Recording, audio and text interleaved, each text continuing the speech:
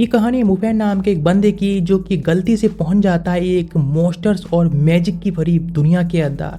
वह दुनिया एक पैरेलल वर्ल्ड होती है, यानी सेम हमारी दुनिया की तरह ही होती है, लेकिन वहाँ मैजिक एग्जिस्ट करता है, साइंस नहीं। और मुफैन केवल साइंस के बारे में जानता है, मैजिक के बारे में नहीं, इसीलिए वहाँ पर सबसे बिगेस्ट और लूजर माना जाता है।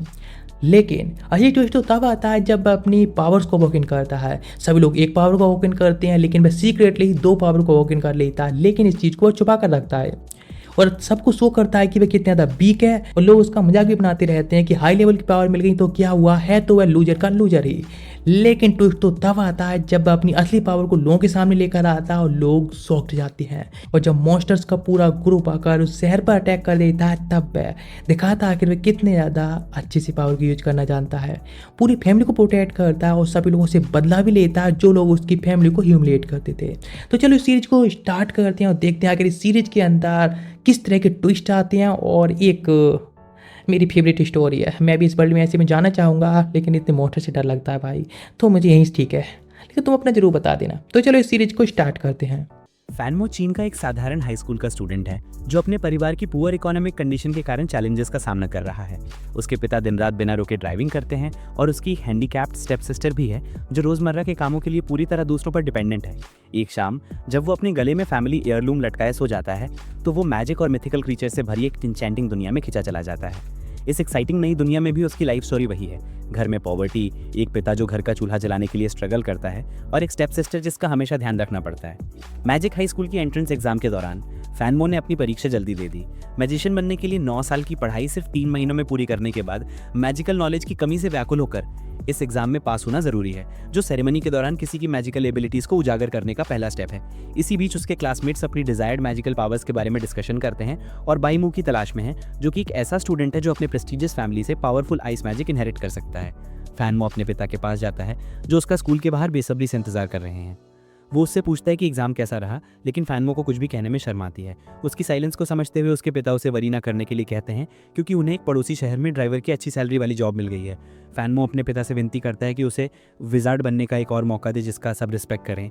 वो इस मैजिकल वर्ल्ड में हार कर भी नहीं रहना चाहता। उसके पिता उसकी डिटर्मिनेशन को भांप लेते हैं और कहते हैं कि अगर वो सचमुच कुछ करने को तैयार है तो वे ज़रूर कुछ सोचेंगे, और वे दोनों घर वापस चल पड़ते हैं। अगले दिन वो और उसका दोस्त स्कूल से साथ साथ लौटते हैं। फ्रेंड उसे बताता है कि निंजुमू उस मॉर्निंग कैपिटल से वापस आ गई थी और वो पहले से भी ज़्यादा ब्यूटीफुल लग रही थी। फैनमो उसे इग्नोर कर देता है और कोई रिप्लाई नहीं देता। वो देखता है कि उसके पिता मिस्टर मू नाम के एक एरोगेंट आदमी से बात कर रहे हैं जिसके लिए वो सालों से ड्राइवर का काम कर रहे हैं। वो उनसे रिक्वेस्ट करता है कि वे अपने इन्फ्लुएंस का यूज़ करके फैनमो को मैजिक सीनियर हाई स्कूल में एडमिशन दिला दें। मिस्टर मू उसका मजाक उड़ाते हुए कहते हैं कि मुफैन ना सिर्फ एग्जाम में फेल हुआ, बल्कि उसने एक बार उनकी बेटी जो मू फैमिली की एयर है उसके साथ भागने की भी कोशिश की थी। उसके बेटा पीछे नहीं हटते और कहते हैं कि अपने बेटे को स्कूल में एडमिशन दिलाने के बदले में वो कुछ भी करने को तैयार हैं। मिस्टर मू उसकी हेल्प करने को तैयार हो जाते हैं, बशर्ते वे अपना घर उन्हें मॉर्टगेज रख दें, और उसके पिता भी मान जाते हैं। उस रात बाद में पिता फैनमो को बताते हैं कि उन्होंने अपने एक फ्रेंड जो मैजिक जूनियर हाई स्कूल का डायरेक्टर है उससे बात करके उसका एडमिशन स्कूल में करवाया है। वो ये भी कहते हैं कि वे घर रेंट पर दे देंगे क्योंकि वो और उसकी सिस्टर पूरे समय स्कूल में ही रहेंगे, और वैसे भी उनके पिता हमेशा अपनी ड्राइविंग जॉब पर बाहर रहते हैं। फैन प्रॉमिस करता है कि वो एक दिन पावरफुल मैजिशियन बनेगा और रात में अपना होमवर्क करते हुए अपने परिवार को हैप्पी और रिच बनाएगा। उसे वो समय याद आता है जब निंजू मू ने उससे घर से ले जाने का रिक्वेस्ट किया था। वे दोनों साथ भाग गए थे लेकिन ज़्यादा दूर नहीं जा पाए और पकड़े गए। उसके बाद मिस्टर मू ने अपने गैंग के साथ मिलकर उनके घर में घुसकर फैनमो और उनके पिता को उस पावरफुल फैमिली की एयर के साथ भागने की कोशिश करने के लिए बीट किया। उन्हें आज भी याद है कि कैसे मिस्टर मू ने धमकी दी थी कि अगर उन्होंने उनकी बेटी को फिर कभी देखा तो वे उनके दोनों पैर तोड़ देंगे। मैजिकल अवेकनिंग सेरेमनी का दिन जब सभी स्टूडेंट्स अपनी मैजिकल टैलेंट को अवेकन करते हैं और अंततः मैजिशियन बनने की राह पर चल पड़ते हैं। शक्ति जागृत होने पर सभी को एक बैज मिलता है जिस पर एक यूनिक सिंबल अंकित होगा, साथ ही 7 स्टार्स भी। आमतौर पर शुरुआत में 7 स्टार्स डार्क होते हैं, जिसका मतलब है कि व्यक्ति अभी शुरुआत कर रहा है। जैसे जैसे व्यक्ति स्ट्रांग होता जाएगा स्टार्स एक एक करके शाइन करने लगेंगे। एग्जाम में टॉपर बनने के बाद बाईमू सबसे पहले जाता है और अपने टैलेंट को अवेकन करने के लिए क्लास के सामने एक क्रिस्टल बॉल को टच करता है। जैसे कि उम्मीद थी उसे भी अपने फैमिली के सभी मेंबर्स की तरह आइस टैलेंट मिल जाती है। यहाँ तक कि उसका एक स्टार भी शाइन कर रहा है जो दिखाता है कि वो पहले से ही एक नॉर्मल बिगिनर से ज़्यादा स्किल्ड है। फैनमो सबसे आखिर में जाता है और जब वो क्रिस्टल बॉल के पास पहुंचता है तो सब उसका मजाक उड़ाते हैं। जब वो उस पर हाथ रखता है तो कुछ नहीं होता, जिससे सब हंसने लगते हैं। वो एक बार फिर से नए सिरे से फोकस करके कोशिश करता है। इसी दौरान क्रिस्टल बॉल से एक चमकदार पर्पल लाइट निकलती है। हर कोई, यहाँ तक कि दूसरी क्लासेस के स्टूडेंट्स भी पर्पल लाइट देखे बिना उसके चारों ओर इकट्ठा हो जाते हैं। पर्पल कलर थंडर एलिमेंट का सिंबल है, जो दुनिया का सबसे रेयर और पावरफुल एलिमेंट है। फैनमो स्टंड अवस्था में आ जाता है और काफ़ी देर तक बॉल पर हाथ रखे खड़ा रहता है। क्लास से बाहर भी नहीं निकला था कि उसे होश आ गया और उसने देखा कि बॉल अब रेड हो गई है। फैनमो को रियलाइज़ होता है कि उसने एक नहीं बल्कि 2 सबसे पावरफुल एलिमेंट्स को अवेकन किया है, लेकिन किसी कारण से उसके क्लासमेट्स को याद नहीं कि उसने थंडर टैलेंट हासिल करते हुए देखा था। वो अपनी नई टैलेंट से अपने क्लासमेट्स को रॉन्ग साबित करने के लिए बेताब है। अवेकनिंग के 2 महीने बीत जाते हैं और उनके मेंटोर मैजिकल रिलीज की प्रोसेस पूरी करने का तरीका बताते हैं। इसका उद्देश्य सभी के स्पिरिचुअल यूनिवर्स में घूम रहे 7 इरेगुलर स्टार्स को कंट्रोल करना है और इसके लिए कंसंट्रेशन का यूज करके उन्हें स्टेबल ऑर्बिट में अलाइन करना है। इन सेलेस्टियल बॉडीज को सक्सेसफुली स्टेबलाइज करने से प्रैक्टिशनर को मैजिकल पावर्स मिलती हैं। बाइमो क्लास में सबसे आगे है और पहले से ही 5 स्टार्स को स्किलफुली कंट्रोल कर रहा है। इसी बीच फैनमो काफ़ी पीछे और अपनी फायर टैलेंट से जुड़ा सिर्फ 1 ही स्टार हासिल कर पा रहा है। क्लास के बाद वो इधर उधर घूमता रहता है और अपने हॉस्टाइल क्लासमेट्स के बारे में सोचता है। उसे इस बात से इरिटेशन होती है कि कोई भी उसकी रोरिंग टैलेंट से 6 स्टार्स को कंट्रोल करने की उसकी एबिलिटी को रिकॉग्नाइज नहीं करता। फिर भी इल्यूसिव 7 स्टार लगातार उसे फेल करता रहता है। उसकी थंडर पावर्स को उसकी रीच से दूर रखता है। जैसे ही वो भटकता है, उसकी नज़र अपनी छोटी सिस्टर जेंग शिया पर पड़ती है, जो पार्क में स्विंग पर फंसी हुई है और उसकी wheel chair local trouble makers ने स्टील कर ली है। लीडर उसे पसंद करता है, लेकिन चूंकि वो उसकी लव रेस में नहीं है, इसलिए वो सोचता है कि जब तक वो उसकी गर्लफ्रेंड बनने के लिए रेडी नहीं हो जाती, तब तक उसकी व्हीलचेयर लेकर उसे ब्लैकमेल करना एक अच्छा आइडिया है। फ्यूरियस होकर फैन उनसे अपनी व्हीलचेयर वापस देने को कहता है, लेकिन वे फाइट करने लगते हैं। अपनी सिस्टर के सम्मान के लिए लड़ने को तैयार वो अपनी पूरी व्हील पावर को अपनी थंडर टैलेंट के स्टार्स को अलाइन करने में लगा देता है। वो अपनी पहली थंडर एबिलिटी रात का प्रकोप को सक्सेसफुली अनलॉक करता है और लीडर को बिजली से स्ट्राइक कर देता है। ये जानने के बाद कि वो मैजिशियन है, बाकी लोग उससे डर जाते हैं और भाग जाते हैं। जाने के बाद वो व्हीलचेयर झैंगी शाह को लौटा देता है और वो उसे बताती है कि उसे कितना प्राउड है कि वो मैजिक कर सकता है। घर लौटकर फैन नहाने के समय अपने फायर स्टार्स को अलाइन करने का प्रैक्टिस करता है, क्योंकि उसे फाइनल एग्जाम पास करने की बहुत जरूरत है। उसके पिता पड़ोसी शहर में ड्राइवर की जॉब करके एक बड़ा रिस्क उठा रहे हैं, क्योंकि आसपास के शहरों में अक्सर मॉन्स्टर्स के अटैक्स होते हैं। ऐसी स्थिति में उसके पिता हेल्पलेस हो जाएंगे, क्योंकि वो एक सिंपल नॉन मैजिकल व्यक्ति है। जेंग शिया उससे पूछती है कि उसने इतनी जल्दी फायर रात का प्रयोग कैसे सीख लिया। उसे डाउट है कि वो ब्लैक क्यूरिया में शामिल हो गया है, एक कल्ट जो लोगों को अपने स्किल्स में तेजी से मैस्टरी हासिल करने में हेल्प करता है। वो उसे कन्विंस करता है कि वो ऐसा सिर्फ इसलिए कर पाया क्योंकि उसने प्राइवेटली बहुत प्रैक्टिस किया था। उसके जाने के बाद उसे एहसास होता है कि वो अभी लोगों को अपनी थंडर पावर नहीं दिखा सकता, क्योंकि इससे सस्पिशन पैदा होगा। फाइनल एग्जाम से पहले अपनी फायर टैलेंट में मास्टरी हासिल करने के लिए कड़ी मेहनत करते हुए थंडर टैलेंट ही उसका ट्रम्प कार्ड साबित होगा। एक दिन एक नई प्रैक्टिकल मैजिक टीचर क्लास में आती है और अपना इंट्रोडक्शन देती है। यूटैंग एक फायर टैलेंट वाली मेज है और सभी बॉयज तुरंत उसके लुक्स और अद्भुत एबिलिटीज के दीवाने हो जाते हैं। फैनमो को भी उसकी फायर बर्स्ट आर्ट देखकर नई इंस्पिरेशन मिलती है। हालांकि जहां फैनमो अपना सारा समय अपने स्किल को पॉलिश करने और अपनी क्लासेस में धीरे धीरे इंप्रूव करने में लगा देता है, वहीं बाइमो और मिस्टर मू उसे कार्टून विलन्स की तरह फेल करने के तरीके ढूंढते हैं। वो अभी भी उसके भागने से नाराज हैं और इस इंसिडेंट के लिए उसकी लाइफ रुइन करना चाहते हैं। मिस्टर मू एक ब्लैक स्टोन का यूज करके उसकी फाइनल एग्जाम में बाधा डालने का प्लान बनाते हैं। ये ब्लैक स्टोन हालांकि देखने में एक सिंपल काला कंकड़ जैसा लगता है, किसी भी चीज से मैजिकल एनर्जी अब्सॉर्ब करने की यूनिक एबिलिटी रखता है। बाइमू एक सस्पिशियस टीचर के साथ मिलकर फैन की एग्जाम के दौरान क्रिस्टल बॉल के नीचे स्टोन रखने की योजना बनाते हैं, ताकि उससे निकलने वाली लाइट को सक किया जा सके, जिससे उसका परफॉर्मेंस डिसअपॉइंटिंग हो और उसे फेल कर दिया जाए। जैसे जैसे एग्जाम एक महीना दूर होती जाती है, टीचर इवैल्यूएशन मेथड की रूपरेखा निर्धारित करता है। स्टूडेंट्स को क्रिस्टल बॉल को टच करना होता है, जो उनकी मैजिकल कैपेसिटी को दर्शाने के लिए इल्यूमिनेट हो जाती है। स्टूडेंट जितना पावरफुल होगा, उसकी चमक उतनी ही ज्यादा होगी। ग्रेड्स डी से ए तक होते हैं, जिसमें डी फेल होने का संकेत होता है। बाइमू थोड़ी सी एरोगेंस के साथ पूछते हैं कि क्या उन्हें मैजिक से मुक्त कराने की जरूरत होगी, और मजाक में इसे एक फुलिश एक्ट बताते हैं। टीचर क्लियर करते हैं कि स्टूडेंट से सिर्फ 1 साल की पढ़ाई के बाद स्पेल्स में मैस्टरी हासिल करने की उम्मीद करना अनरियलिस्टिक है और इसलिए इसकी जरूरत नहीं होगी। हालांकि अगर कोई स्टूडेंट इसे कर लेता है तो उसे एलीट क्लास में प्रमोट कर दिया जाता है और उसे एक स्टार ब्रेसलेट दिया जाता है, जो उसकी एबिलिटीज को एनहांस करता है, जैसे कि EXP बूस्ट। फाइनल एग्जाम के दिन निंगजूमू उनके ही उम्र के होने के बावजूद स्टूडेंट की परफॉर्मेंस को मॉनिटर करने आता है। वो प्रेस्टिजियस इंपीरियल कॉलेज का स्टूडेंट है और आइस एलिमेंट के यूज में एक्सपर्ट है। बाइमू को उसके सामने अपनी क्वालिफिकेशन प्रूव करने और साथ ही साथ ये दिखाने के लिए मोटिवेट किया जाता है कि फैनमू कितना वीक और इनकेपेबल है। निंगजू क्रिस्टल बॉल को टच करके स्कूल में अपनी पावर का प्रदर्शन करती है, जिससे बॉल से आइस पोडियम से नीचे और स्टूडेंट के पैरों के पास ग्राउंड तक फैल जाती है। बेचारी क्रिस्टल बॉल बीच में ही टूट जाती है। पोडियम पर एक नई बॉल रखी जाती है और स्टूडेंट्स को एक एक करके स्टेज पर बुलाया जाता है। फैनमो का इकलौता friend brown head cow how और जोर लगाने के लिए इंस्पायर्ड होता है। वो सबसे पहले मैजिक ऑब निकालने की कोशिश करता है, लेकिन फेल हो जाता है। उसके क्लासमेट्स उसे स्टेज से उतार देते हैं, जिससे साबित होता है कि इस स्कूल में सबसे मीन लोग हैं। मिस टैंग उसकी पीठ पर हाथ रखकर कहती हैं कि ये एक गुड ट्राई थी। बाइमू आगे बढ़ता है। क्रिस्टल बॉल अपने चारों ओर 2 हैलोस के साथ एक्सट्रीमली ब्राइट हो रही है। ऑडियंस में निंगजू को देखकर उसे नॉर्मल ए से ज्यादा एस ग्रेड मिलता है। वो मैजिक पावर का प्रदर्शन करने के लिए भी कहता है। वो अपने सभी 7 स्टार्स को सक्सेसफुली अलाइन करता है और टारगेट को फ्रीज करने के लिए क्रीपिंग आइस की एक लाइन छोड़ देता है। उसे मैजिकल रिलीज के लिए ग्रेड मिलता है। उसके परफॉर्मेंस से अगले स्टूडेंट पर और भी प्रेशर पड़ता है, जो संयोग से फैन मो ही होता है।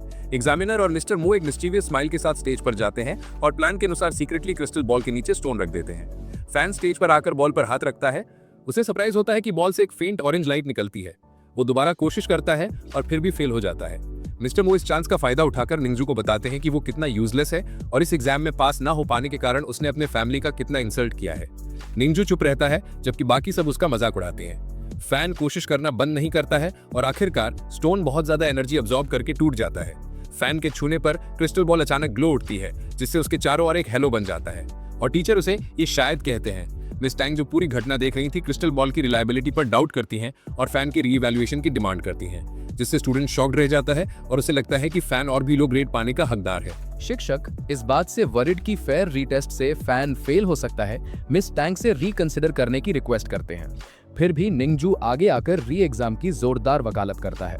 एक और क्रिस्टल बॉल जल्दी से लाई जाती है और जैसे ही फैन उस पर हाथ रखता है, वो एक डैजलिंग लाल ग्लो में बर्स्ट हो जाती है, उसके चारों ओर लाइट फैलाते हुए, और उसे एनएस ग्रेड दिलाती है। अपनी सक्सेस से थ्रिल्ड होकर फैन एक मैजिकल रिलीज की डिमांड करता है। एक टारगेट के सामने खड़ा होकर वो स्किलफुली एक विशाल फायरबॉल कंजोर करता है, जो टारगेट को फ्लेम्स में इनगल्फ कर देता है, जिससे ना सिर्फ उसे पास होने का क्रेडिट मिलता है, बल्कि उसकी एक्स्ट्रा ऑर्डिनरी एबिलिटी भी शोकेस होती है। ये देखकर मिस्टर मू, जो पहले से कहीं बेटर हेयर स्टाइल और ज्यादा प्रेस्टीज के साथ नजर आते हैं, फैन के पास आते हैं, उसे मू फैमिली में इनवाइट करते हैं और उसकी फायर पावर्स को एनहांस करने के लिए उसे एक फायर स्टार ब्रेसलेट देते हैं। सबको सरप्राइज करते हुए फैन मू ना सिर्फ उसे रिजेक्ट करता है, बल्कि उसके फादर को ह्यूमिलिएट करने, उनके साथ पेट डॉग जैसा बिहेव करने और घर में घुसकर उसे और उसके पिता को बीट करने के लिए उसे और उसकी फैमिली को इंसल्ट करता है, जिससे उसके पिता की बैक में ऐसी चोट लग जाती है जो कभी हील नहीं होती। मिस्टर मू अपनी आईसी पावर्स का यूज करके रिवेंज लेने की कोशिश करते हैं, लेकिन प्रिंसिपल बीच में आकर कहते हैं कि स्कूल प्रेमाइसेस में कोई वायलेंस नहीं हो सकता। वो फैन से एल्डर्स का डिसरिस्पेक्ट करने के लिए अपोलोजाइज करने को कहते हैं, लेकिन फैन रिफ्यूज कर देता है। मिस्टर मू उसे एक्सपेल करने की धमकी देते हैं, लेकिन प्रिंसिपल जवाब देते हैं कि जब तक वो अपने पद पर हैं, फैन को एक्सपेल नहीं किया जाएगा। बाय मू सिचुएशन सुधारने के लिए उसे ड्यूअल की चैलेंज देता है। मिस्टर मू इस आइडिया पर अड़े रहते हैं और अनाउंस करते हैं कि ड्यूअल फैन मो और उनके अडॉप्टेड सन अंग जू के बीच में होगा, जो बाय से भी ज्यादा पावरफुल है। फैन अग्री करता है और डिसाइड करता है कि अगर वो हार गया तो मू फैमिली से अपोलोजाइज करेगा, लेकिन अगर वो जीत गया तो मू फैमिली को उसके फादर से माफी मांगनी होगी। मेज लॉ के अनुसार माइनर्स के बीच ड्यूअल फॉरबिडन है, इसलिए उन्होंने फाइट को हमेशा के लिए सेटल करने के लिए 2 साल बाद की डेट तय कर ली। निंजू जाते समय फैन मो को देखकर मुस्कुराता है। अगले सेमेस्टर की शुरुआत फैन मू के एलीट क्लास में टॉप करने से होती है। टीचर बताते हैं कि क्लास में टॉपर्स को 1 मंथ के लिए 3 स्टार ब्रेसलेट्स दिए जाएंगे। हालांकि मू फैमिली का इंसल्ट करने की पनिशमेंट के तौर पर फैन के पास सिर्फ यही ब्रेसलेट रहेगा। चूंकि ये ब्रेसलेट्स लिमिटेड क्वांटिटी में और हाईली प्रेशियस है, इसलिए अगर कोई स्टूडेंट इन्हें देर से रिटर्न करेगा या डैमेज करेगा तो ना सिर्फ उसे एक्सपेल कर दिया जाएगा, बल्कि उस पर कभी भी मेज बनने पर बैन भी लगा दिया जाएगा। उस रात बाद में फैन अकेले अंधेरे में बैठा ब्रेसलेट को स्टेयर कर रहा था। जब भी वो ब्रेसलेट अपनी पॉकेट से निकालता था, उसकी चेन पर लगा मिस्टीरियस पेंडेंट हवा में फ्लोट करने लगता था। वो ब्रेसलेट पहनता है, तभी पेंडेंट ऊपर उठता है, ओपन होता है और मछली का मुंह खुल जाता है और ब्रेसलेट को स्वॉलो कर लेता है। फैन एंग्शियस होकर उस प्रेशियस ब्रेसलेट को रिट्रीव करने की कोशिश करता है। मिस्टिंग पीछे से आती है और सही गेस करती है कि ब्रेसलेट उसने लूज कर दिया है। वो उसे बताता है कि क्या हुआ था और पेंडेंट दिखाता है। इंस्पेक्शन करने पर उसे पता चलता है कि ये एक यूनिक मैजिकल डिवाइस है जो दूसरे आर्टिफैक्ट से एनर्जी अब्सॉर्ब करता है और अपनी पावर बढ़ाने के लिए तेजी से इवॉल्व करता है, जिससे पता चलता है कि वो 2 एलिमेंट्स को कैसे अनलॉक कर पाया और अपने साथियों से इतनी तेजी से आगे कैसे बढ़ पाया। वो उसे एडवाइस करती है कि वो पेंडेंट को दूसरों से कंसील करे और उसे दूसरे गियर्स फीड करके ग्रो करे। वो उसे अश्योर करती है कि वो मिसिंग ब्रेसलेट के मामले का ध्यान रखेगी और गायब हो जाती है। कुछ दिनों बाद पूरी क्लास स्नोई पीक आउटपोस्ट की ट्रिप पर जाती है, जो 24/7 गार्डेड जगह है और जिसके आगे कई मैन ईटिंग मॉन्स्टर्स रहते हैं। फैन अपनी प्लेन व्हाइट टी शर्ट के ऊपर से पेंडेंट क्लियरली दिखाते हुए जाता है। वहां का इंस्ट्रक्टर क्लेवरली उन्हें एक ट्रेजर हंटिंग टास्क सौंपता है। उनकी इनएक्सपीरियंस को कम करने के लिए अगर कम से कम एक स्टूडेंट इसे पूरा कर लेता है तो पूरी क्लास को पास कर दिया जाएगा। हालांकि अगर कोई भी हंट अकम्प्लिश नहीं करता तो पूरी क्लास फेल हो जाती है। स्टूडेंट्स अपनी जान पर रिस्क नहीं लेना चाहते, इसलिए सरेंडर कर देते हैं, लेकिन इंस्ट्रक्टर उनकी कावर्डाइज के लिए उन्हें स्कोल्ड करता है। भले ही वो टॉप मैजिक स्कूल के हाई क्लास स्टूडेंट्स हों। वो कहता है कि जो स्टूडेंट किसी मॉन्स्टर का सक्सेसफुली हंट करेंगे उन्हें इंचेंटेड आर्मर दिया जाएगा, एक मैजिकल आर्टिफैक्ट जिसकी कीमत हजारों में है। फैन ड्यूअल के लिए और भी स्ट्रॉन्गर बनने के लिए डिटरमिन्ड है और एक मॉन्स्टर को स्ले करने की ठान लेता है। क्लास अलग अलग टीम्स में स्प्लिट हो जाती है जो आउटपोस्ट के आगे फॉरेस्ट एक्सप्लोर करती हैं और अपनी पावर्स का यूज करके किसी भी ऑब्स्टिकल को क्लियर करती हैं। दो टीम्स जिनमें बायमू और फैनमो शामिल है उस केव तक पहुंचती है जिसे एक्सप्लोर करने का ऑर्डर इंस्ट्रक्टर ने दिया था। उनका काम केव का सर्वे करना है ताकि ये कंफर्म किया जा सके कि आउटपोस्ट गार्ड्स द्वारा मारे जाने के बाद वहां कोई वन आइड वुल्फ मॉन्स्टर नहीं बचा है, और उस स्टार ब्रेसलेट की तलाश करना है जो इंस्ट्रक्टर ने वहां खो दिया था, जबकि बाकी टीम्स केव में बने बड़े ग्रुप्स की तलाश करती हैं। फैन केव के बाहर पॉन्ड पर फोकस करता है। उसका फ्रेंड उससे पूछता है कि वो क्या सोच रहा है। फैन बताता है कि पॉन्ड अभी आधा ही भरा है, हालांकि उनके आउटपोस्ट पहुंचने से ठीक पहले बारिश हुई थी और प्रीवियस वाटर लाइन साफ दिखाई दे रही है, जिससे लगता है कि किसी मैसिव क्रीचर ने पॉन्ड का आधा पानी ड्रिंक कर लिया होगा। उसका फ्रेंड ये सुनकर पैनिक हो जाता है और दूसरों को वार्न करने के लिए दौड़ता है। हालांकि उसके वार्निंग सीरियस ईयर्स पर नहीं पड़ती और वो उसे एडवाइस करते हैं कि अगर वो केव में जाने से बहुत डर गया है तो वहीं रुका रहे। इनसाइड जाने के मात्र 10 सेकंड्स बाद ही उनका सामना एक जाइगेंटिक वुल्फ से होता है, जिससे सभी पैनिक और केओस में डूब जाते हैं। बायमू उस बीस्ट पर अपनी पावर्स का यूज करने की कोशिश करता है, लेकिन कंसंट्रेशन भटक जाता है और उसके बाइट से बाल बाल बचता है। इसी बीच फायर टैलेंट वाली एक और स्टूडेंट वुल्फ से फाइट करने की कोशिश करती है, लेकिन फैनमो इंटरवीन करके उसे सेफ प्लेस पर पहुंचा देता है, ठीक उसी समय जब वुल्फ आगे बढ़ता है। जब सभी स्टूडेंट्स अपना दिमाग खो रहे होते हैं, इंस्ट्रक्टर और टीचर एक रॉक के ऊपर से उन्हें ऑब्जर्व कर रहे होते हैं। इन रियलिटी वुल्फ कोई वन आइड डीमन नहीं बल्कि इंस्ट्रक्टर के लेस डेंजरस वुल्फ्स में से एक है। ये बस एक टेस्ट था कि क्या स्टूडेंट्स रियल डेंजरस सिचुएशंस में अपने मैजिक का इस्तेमाल कर सकते हैं। जब मेन इंस्ट्रक्टर को लगता है कि कोई भी स्टूडेंट ठीक से परफॉर्म नहीं कर रहा, तभी उन्हें केव से एक ब्लू लाइट की चमक दिखाई देती है। बायमू अपनी लेवल 1 क्रीपिंग आइस एबिलिटी का सफलतापूर्वक इस्तेमाल करके वुल्फ को उसकी जगह पर फ्रीज कर देता है। बायमू को सक्सेसफुल होते देख वही गर्ल फैन की पकड़ से छूटकर वुल्फ से फाइट करने के लिए केव में वापस भागती है। बायमू द्वारा फेंकी गई मोल्टन आइस के कारण उसकी लेवल 1 की सारी फायर इरप्ट हो जाती है और वुल्फ को बिना किसी इंजरी के रिलीज कर देती है। थंडर टैलेंट वाली एक और स्टूडेंट उन्हें बचाने की कोशिश करती है, लेकिन वुल्फ बस कुछ सेकंड्स के लिए ही रुक पाता है। ये समझते हुए कि लेवल 1 मैजिक का वुल्फ पर कोई असर नहीं हो रहा, फैन आखिरकार कॉन्सेंट्रेट करता है और अपनी लेवल 2 फायर एबिलिटी क्रीमेशन को अनलॉक करता है। इससे वुल्फ में आग लग जाती है और वो पॉन्ड में कूद जाता है। इंस्ट्रक्टर और टीचर स्टूडेंट्स के बीच एक टैलेंटेड मेज को देखकर खुश होते हैं, लेकिन वंडर को एहसास होता है कि अब उसका आर्क वुल्फ पर कोई कंट्रोल नहीं है। अब तक मास्टर ने इसे अपने कंट्रोल में रखा था ताकि ये स्टूडेंट्स को हार्म न पहुंचा सके। अब जब ये पूरी तरह से फ्री है तो वह सचमुच डेंजर में है। वुल्फ पहले गर्ल को टारगेट करता है, लेकिन फैन का ब्राउन हेड फ्रेंड अपनी विंड पावर का इस्तेमाल करके उसे वुल्फ की नजरों से दूर ले जाता है। बायमू उस पर अटैक करने की कोशिश करता है, लेकिन वुल्फ उसके ऊपर से लीप लगाकर फैन तक पहुंचने की कोशिश करता है। वे सभी केव की ओर अंदर भागते हैं, जबकि वुल्फ उनका पीछा करता है। एक क्लासमेट सजेस्ट करता है कि जब तक छोटा ग्रुप वुल्फ से फाइट करता है, बाकी को भाग जाना चाहिए ताकि उनकी जान वेस्ट ना हो। लकीली बाकी लोग अपने फ्रेंड्स को छोड़ने से रिफ्यूज कर देते हैं। तभी मेन इंस्ट्रक्टर एंजेलिक विंग्स के साथ वहां पहुंचता है और पूछता है कि वुल्फ कहां है। फैन और उसका फ्रेंड अपनी विंड पावर की मदद से वुल्फ से बच निकलते हैं, लेकिन वुल्फ उनके एक दोस्त को इंजर कर देता है जब वो फैन को बचाने की कोशिश करता है। अपने फ्रेंड को इंजर्ड देखकर फ्यूरियस होकर फैन वुल्फ का सामना करता है, इस बार अपने थंडर क्लॉज से। इलेक्ट्रिक शॉक लगने के बाद जब फैन को वुल्फ के बॉडी के ऊपर लटकी एक ह्यूज स्पाइक दिखाई देती है तो वुल्फ स्लो हो जाता है। वो अपनी लेवल 2 फायर पावर का यूज करके स्पाइक को वुल्फ के बॉडी पर गिरा देता है। जैसे ही वुल्फ ग्राउंड पर गिरता है, उसके अंदर से एक छोटा व्हाइट ऑर्ब निकलता है और फैन के पेंडेंट में अब्सॉर्ब हो जाता है। विदाउट हेजिटेशन फैन अपने अनकॉन्शियस फ्रेंड की हेल्प के लिए दौड़ पड़ता है। उनके पहुंचने पर मेन इंस्ट्रक्टर वुल्फ को लाइफलेस देखकर शॉक्ड हो जाता है। फैन क्लियर करता है कि उसने फायर पावर का यूज करके स्पाइक को वुल्फ पर फेटली गिराया था। हालांकि इंस्ट्रक्टर डाउटफुल रहता है, क्योंकि वो हैरान है कि वुल्फ अपनी नोटोरियस फास्ट रिएक्शन से क्यों नहीं बच पाया। फैन अपनी सरप्राइज को दरकिनार करते हुए उसे अपने इंजर्ड फ्रेंड की हेल्प पर फोकस करने को कहता है। फैन और इंस्ट्रक्टर दोनों मिलकर फ्रेंड को इंस्ट्रक्टर की पीठ पर लाद कर बाहर निकलते हैं। जल्द ही उनकी मुलाकात बाकी क्लास और टीचर्स से होती है जो उन्हें ढूंढने आए थे। ग्रुप वुल्फ के फेट के बारे में जानने को क्यूरियस है, क्योंकि पता चलता है कि वो डेड है।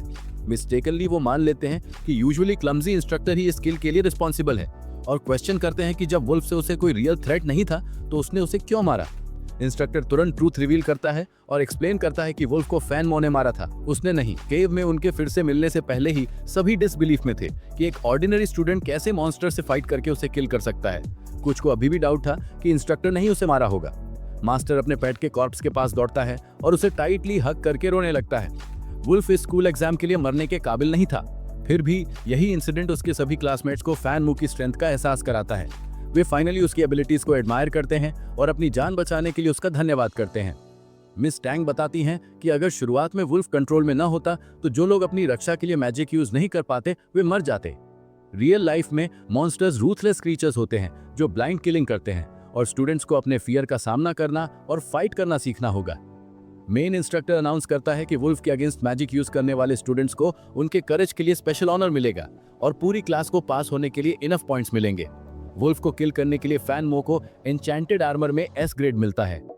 रिवॉर्ड सेरेमनी के दौरान हेड फैन को फ्यूचर में कंफर्टेबल लाइफ के लिए अपने इंस्टीट्यूशन में ज्वाइन करने का इनवाइट भी देता है।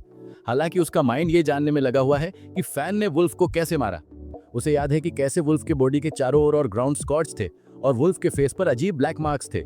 उसके थॉट्स को एक गार्ड की खबर इंटरप्ट करती है जो उसे अपने एरिया के वेस्ट में बोन वुल्फ डेमन के दिखने की सूचना देता है। वो तुरंत एक्शन में आता है और गार्ड्स को मॉन्स्टर्स को हंट करके किल करने का ऑर्डर देता है। इस फील्ड ट्रिप के 2 महीने बाद फैन मो अपना मैजिक प्रैक्टिस जारी रखता है।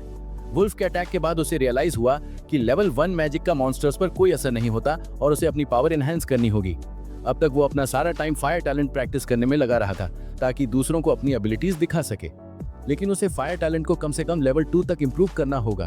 अगर डेमन की मैलिस ना होती तो वो और उसका फ्रेंड केव में ही मर जाते। मिस टैंग के अनुसार उसकी पेनिसिन अन्य आर्टिफैक्ट, स्पिरिट्स और मॉन्स्टर्स को एब्जॉर्ब करके उसकी प्रोग्रेस को एक्सेलरेट करती है। अगर वो और एब्जॉर्ब कर पाता तो वो पेंडेंट को स्पिरिट गियर लेवल तक अपग्रेड कर सकता है, जिससे उसे करंट 20% की तुलना में 40% का बूस्ट मिल सकता है। वो अपने पेंडेंट के लिए फंड्स जुटाने और बैटल एक्सपीरियंस पाने के लिए बाउंटी हंटर के रूप में अपना करियर बनाने का निर्णय लेता है। अगले दिन फैन मो एक ब्लैक मास्क पहनकर बाउंटी हंटर हॉल में एंटर करता है। ये जगह नए बाउंटीज का सेंटर है जहां उन्हें उनके मॉनिटरी रिवॉर्ड्स के साथ डिस्प्ले किया जाता है, जिससे बाउंटी हंटर्स अपने टारगेट्स को चुन सकते हैं। वहां फैन एक सीजन्ड हंटर को एक रूकी मेज को एडवाइस देते हुए सुनता है कि उसे कौन से मिशंस टैकल करने चाहिए। ये जानने के लिए क्यूरियस कि क्या प्रेस्टिजियस मॉन्स्टर हंटर ग्रुप किसी को हायर कर रहा है, फैन उस मैन के पास जाता है जो कैंडिडेट्स की लंबी लाइन की ओर इशारा करता है। मैन फैन को एडवाइस करता है कि अपनी एनर्जी सेव करो और इजी जॉब्स करो, और समझाता है कि मॉन्स्टर हंटर्स बहुत ही चूजी होते हैं, आमतौर पर केवल स्किल्ड म्यूजिशियंस को ही एक्सेप्ट करते हैं। इसके बावजूद फैन इसमें शामिल होने के लिए डिटरमिन्ड है, क्योंकि शहर के भीतर मॉन्स्टर्स से फाइट करने से उसे अपनी क्लासेस कंटिन्यू करने में आसानी होगी। मैन कहता है कि फायर टैलेंट होने से उसके एक्सेप्ट होने की पॉसिबिलिटी काफी बढ़ जाती है। वो पूछता है कि क्या थंडर के साथ ये इजियर होगा, और मैन हंसता है ये सोचकर कि वो मजाक कर रहा है, क्योंकि थंडर इतनी रेयर एबिलिटी है कि एक नोविस भी किसी भी ग्रुप में शामिल हो सकता है। इस इंफॉर्मेशन के साथ फैन मॉन्स्टर हंटर में वेकेंट पोस्ट के लिए अप्लाई करने की लाइन में लग जाता है। उससे पहले सभी रिजेक्ट कर दिए जाते हैं, जिससे कैप्टन उन इनएक्सपीरियंस्ड एप्लीकेंट्स पर फ्रस्ट्रेटेड हो जाता है जो ग्रुप का पार्ट बनने के लिए रिक्वायर्ड स्किल्स को अंडरएस्टिमेट करते हैं। फैन मो की बारी आती है। जूनियर स्टाफ उससे उसकी क्वालिफिकेशंस के बारे में पूछते हैं और सर्टिफाइड हंटर ना होने के कारण लगभग मुंह फेर लेते हैं। हालांकि वो उन्हें अपनी थंडर टैलेंट का डेमोन्स्ट्रेशन देता है, जिससे वो और लाइन में खड़े सभी लोग ऐसी चीज देखकर स्टन्ड हो जाते हैं जो उन्होंने पहले कभी नहीं देखी थी। कैप्टन दरवाजे से अंदर आता है और फैन को मॉन्स्टर हंटर ग्रुप में एक्सेप्ट करता है, उसकी इनएक्सपीरियंस को इग्नोर करते हुए और बाकी सभी इंटरव्यू लेने वालों को डिसमिस करते हुए। वो फैन को मेन मेंबर्स से इंट्रोड्यूस कराता है। सबसे पहले डिप्टी तांकाई नाम की एक आइस मैजिशियन से। फैन उसे निंक्स की कजन के रूप में रिकॉग्नाइज करता है और उम्मीद करता है कि वो उसे न पहचाने। बाकी इंट्रोडक्शंस के बीच एक सूचना मिलती है कि गर्ल्स जूनियर हाई स्कूल पर मॉन्स्टर्स का हमला हो रहा है और एक स्टूडेंट मिसिंग है। कैप्टन फैन को घर वापस जाने को कहता है, लेकिन फैन इंसिस्ट करता है कि वो मिशन ज्वाइन करना चाहता है, जिस पर कैप्टन मान जाता है। रास्ते में फैन अपनी सिस्टर को फोन करने की कोशिश करता रहता है, क्योंकि वो अटैक्ड स्कूल की स्टूडेंट है। उसे डर है कि उसकी सिस्टर ही मिसिंग हो सकती है। उनके पहुंचने पर कैप्टन मेंबर्स को अलग अलग रिस्पॉन्सिबिलिटीज असाइन करता है और फैन को कैंटीन इंस्पेक्ट करने का ऑर्डर देता है। कैंटीन में फैन अपने फोन की रिंगटोन सुनकर पैनिक हो जाता है। वो कॉल उठाता है और अपनी सिस्टर की आवाज सुनता है। वो बताती है कि इमरजेंसी इवैक्यूएशन के दौरान वो अपना फोन लेना भूल गई थी और उससे कांटेक्ट करने के लिए पे फोन का यूज कर रही थी। वो कहती है कि हालांकि वो सेफ है, लेकिन उसे डॉर्मिटरी में कुछ लर्किंग होने का आभास हुआ है। घर से निकलते समय उसने एक गर्ल को कैंटीन की ऑपोजिट डायरेक्शन में जाते देखा और उसे उसकी चिंता हुई। उसने उसे अश्योर किया कि वो उसे ढूंढ लेगा और कॉल एंड कर दी। कॉल रखते ही उसकी नजर एक giant one eyed blue coloured monster से पड़ती है। वो उसकी ओर एक्सप्लोसिव लाइट बीम फेंकता है, लेकिन फैन झुककर उसे डॉज कर देता है, जिससे पीछे की विंडो टूट जाती है और आसपास का एनवायरनमेंट फ्लेम्स में घिर जाता है। इससे बाकी मेंबर्स अलर्ट हो जाते हैं और तुरंत सीन पर पहुंच पहुंच जाते हैं। वाटर मैजिक और लाइट बीम को ब्लॉक कर देता है जो फैन पर पड़ने वाली थी। वो फैन को पीछे हटने को कहते हैं ताकि एक्सपर्ट्स सिचुएशन हैंडल कर सकें। टीम स्मार्टली मॉन्स्टर की एनर्जी बीम्स डॉज करती है। कैप्टन अपने फायर स्किल्स का यूज करते हुए मॉन्स्टर पर फ्लेम्स फेंकता है और उसका powerful 3rd level fire storm उस क्रीचर को एनगल्फ कर लेता है और ऐसा लगता है कि वो एक ही ब्लो में एशेस में बदल गया है। थ्रेट खत्म मानकर टीम रिलैक्स हो जाती है, लेकिन अचानक मॉन्स्टर सर्वाइव करता है और अपनी आंखें खोलता है। वो अननोन आइस मेज टांग पर पाउंस करता है। कैप्टन उसे रोकने का ऑर्डर देता है, लेकिन मॉन्स्टर उसके बैरियर को क्रॉस कर जाता है और उसके कपड़े टियर कर देता है। फैन तुरंत रिएक्ट करता है और इंटरवीन करके अपनी थंडर सर्पेंट पावर का यूज करके मॉन्स्टर को डिसेबल कर देता है पहले कि वो और हार्म कर सके। फ्रस्ट्रेटेड होकर कैप्टन वाटर मेज को उसके इनफेक्टिव डिफेंस के लिए स्कोल्ड करता है और उसकी अपॉलॉजी को डिसमिस कर देता है, क्योंकि उनके काम में सॉरी कहना लाइफ और डेथ के बीच फर्क कर सकता है। वो फैन की इनक्रेडिबल रिफ्लेक्सेस की प्रशंसा करता है और उसके अच्छे काम के लिए उसे फुल टाइम मेंबर प्रमोट करता है। बाद में फैन मॉन्स्टर की सोल देखता है जब उसके बॉडी से एक येलो ऑर्ब निकलकर वुल्फ हेड जैसे उसके पेंडेंट में मर्ज हो जाता है, लेकिन उसे एहसास होता है कि कोई और इसे नहीं देख सकता। मॉन्स्टर हंटर्स का मिशन अभी खत्म नहीं हुआ है, उन्हें अभी तक मिसिंग गर्ल नहीं मिली है। कुछ मेंबर्स को किचन में मॉन्स्टर फुटप्रिंट से भरी एक टनल मिलती है। वो कंक्लूड करते हैं कि ऑपरेशन द स्केल में जिस साइक्लॉप्स रैट मॉन्स्टर का उन्होंने सामना किया था वो अकेला नहीं था, बल्कि और भी मॉन्स्टर्स एग्जिस्ट करते हैं जिन्हें मैजिक सोसाइटीज एसोसिएशन को हैंडल करना होगा। उन्हें अलर्ट करने के बाद मॉन्स्टर हंटर्स स्कूल से निकल जाते हैं। वापस लौटते समय कैंटीन के फ्लोर पर फैन का फोन पाकर एक मेंबर बताता है कि फैन के पास उसी नंबर से कई मिस्ड कॉल्स थी। फैन घर लौटता है और अपनी सिस्टर वियोपा फैन को पाता है। फैन को सेफ देकर वो इतनी रिलीव महसूस करती है कि अपनी व्हील चेयर से उतरने की कोशिश करती है। वो उसके पास आता है और उसे हक करता है, उसे भरोसा दिलाता है कि उसका ब्रदर अब मॉन्स्टर से डील कर सकता है और उसने अपनी टीम की मदद से उसके स्कूल के एक मॉन्स्टर को खत्म कर दिया है। वो उसे लाइट हार्टेड अंदाज में कहानी सुनाता है और कहता है कि उसकी बिगेस्ट प्रायोरिटी उसके लिए खुद को सेफ रखना होना चाहिए। इसी समय में जाइंट मी के घर पर फैन का फ्यूचर डुअल राइवल एनजीओ अपने साथियों से फास्ट प्रोग्रेस कर रहा है। वो अपनी आइस टेरन के 2nd लेवल पर पहुंच गया है और 1 साल के अंदर 3rd लेवल पर पहुंच जाएगा, जिससे वो अपने आसपास के एक बड़े एरिया को फ्रीज करने में केपेबल हो जाएगा। इसके बावजूद एनजीओ अभी भी अपनी प्रोग्रेस से डिससैटिस्फाइड है, क्योंकि निंगशी उससे आगे है। मिस्टर मू उसे बताता है कि उसे केवल डुअल में फैन को डिफीट करने पर फोकस करना चाहिए, एक ऐसी अचीवमेंट जिससे उसे मास्टर से रिवॉर्ड्स मिलेंगे। फिर वो काम नेचर वाले मिस्टर मू से जाकर पूछता है कि उसे फैन के साथ बार बार डुअल क्यों करना पड़ता है, जबकि वो एक इनकॉम्पिटेंट राइवल है। मिस्टर मू उसकी बात से एग्री करता है, लेकिन कहता है कि उनके पास कोई चॉइस नहीं थी, क्योंकि प्रिंसिपल और मास्टर यही चाहते थे। इसके अलावा उनका मानना है कि डुअल जीतना एनजीओ के टाउन पर कब्जा करने की दिशा में पहला कदम है। बस इतना ही नहीं, एक और बोनस के तौर पर सेक्रेड स्प्रिंग भी दांव पर है। सेक्रेड स्प्रिंग वो जगह है जहां हर साल सभी स्कूल्स में केवल एक ही पर्सन को ट्रेनिंग के लिए चुना जाता है और बड़े फैमिलीज इस पोजीशन को पाने की उम्मीद रखते हैं। ड्यूल में अपनी अद्भुत पावर्स का प्रदर्शन उसे स्प्रिंग सीजन के लिए एक स्ट्रॉन्ग कैंडिडेट बना देगा।